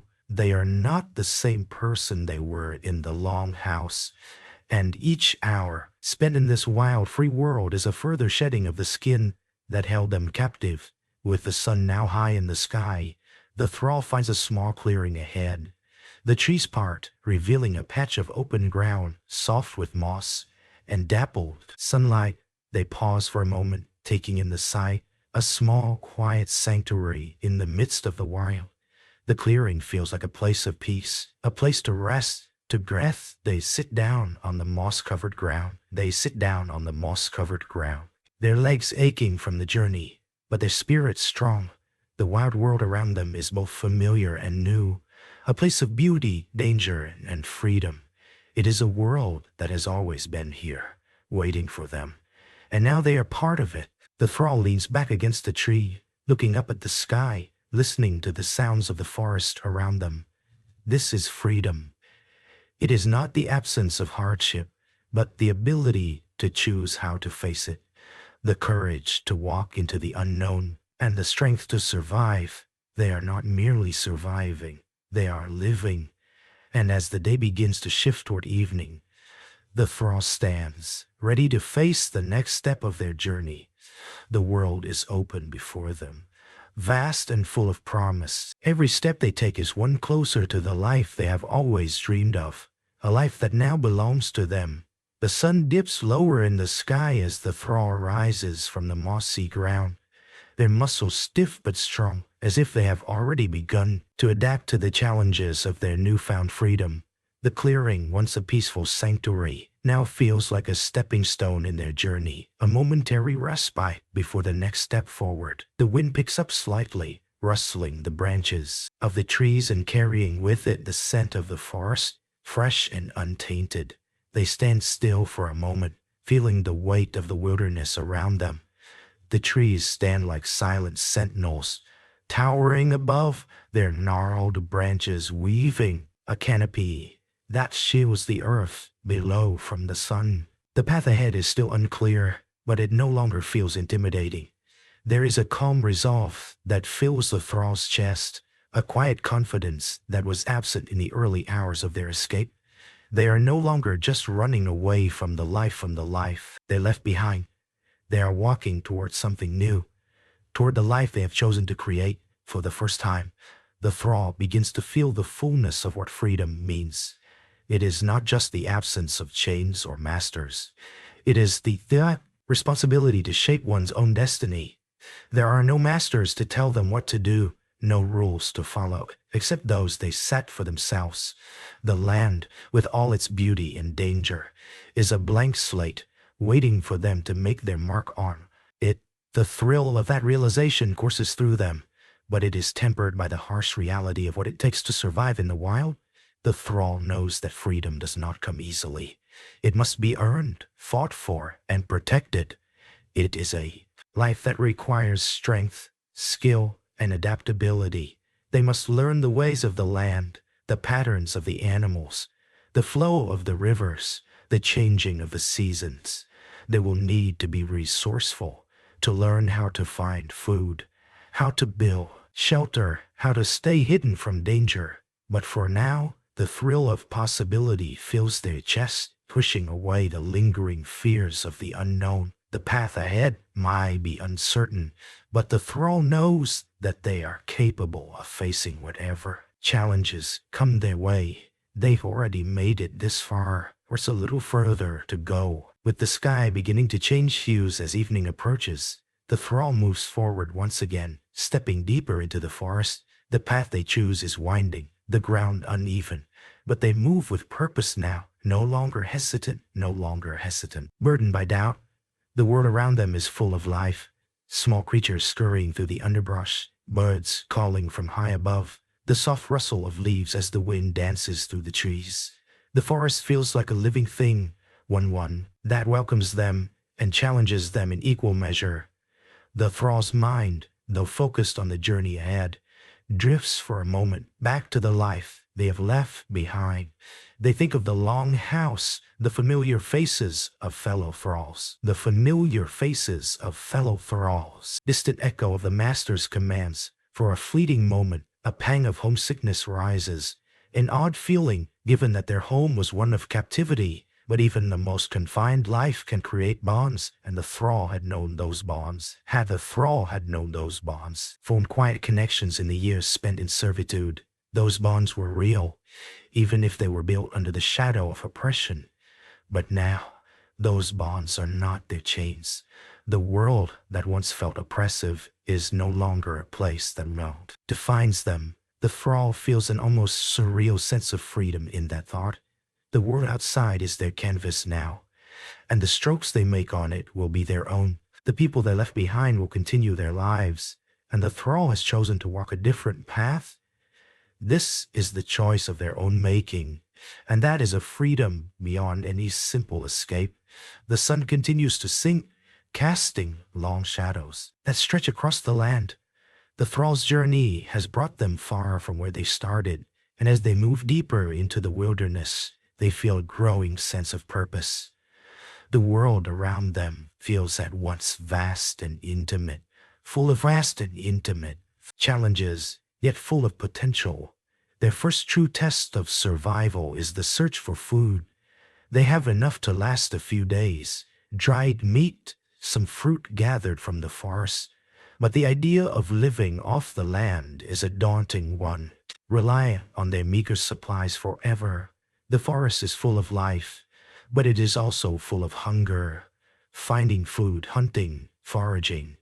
These are skills the thrall must learn if they are to survive in this untamed world. As evening settles, they find a sheltered spot beneath a large ancient oak tree, its massive roots twisting deep into the earth. The ground is covered in soft moss, and there is a small stream nearby, its water clear and refreshing. This will be their camp for the night.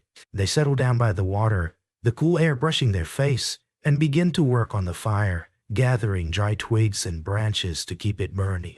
The crackling flames offer warmth, and in its light, the thrall feels a momentary sense of peace, as though the forest itself has accepted them, offered them sanctuary. The evening sky above deepens into rich indigos and purples, the stars appearing one by one, scattered across the heavens like glittering jewels. The firelight flickers on the faces of the trees, casting soft, elongated shadows across the ground. The thrall stares into the flame, their mind drifting as they wait for the fire to settle, to take on a steady heat that will cook whatever food they can catch or gather. Silence of the night is soothing, a gentle reminder of the isolation they've chosen. There are no voices here, no demands, no expectations. There is only the crackling of the fire and the quiet hum of the forest surrounding them. The thrall allows themselves to relax for a moment, their body aching from the long journey but grateful for the respite. The fire becomes their focus now, its dancing light hypnotic, soothing their restless thoughts. It is strange to think that this moment, the quiet solitude, the flickering warmth of the fire, is the first real peace they've known in years. The fear of being discovered, of being hunted, still lingers in the back of their mind. But for now, it is muted, pushed aside by the reality of the present. As the fire burns lower, the thrall stares into the glowing embers, their thoughts turning inward. They reflect on the path they've taken to get here, the years spent in servitude, the decision to escape, the risks they've faced, or the range. And yet, despite the hardships and the fear, they know that this choice was right. For the first time in their life, the thrall has made a choice for themselves, a choice to live, to survive, to be free. And that choice, that simple yet profound act, is what makes them whole. As the fire dies down, the thrall prepares for rest.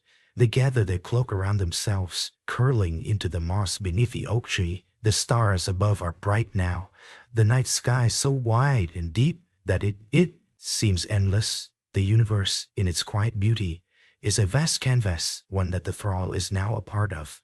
Free to leave their mark, free to leave. The first night of freedom is a quiet one, filled with uncertainty, but also filled with hope. Tomorrow, the journey continues. The wilderness is theirs to conquer, and the future is as wide and limitless as the night sky above.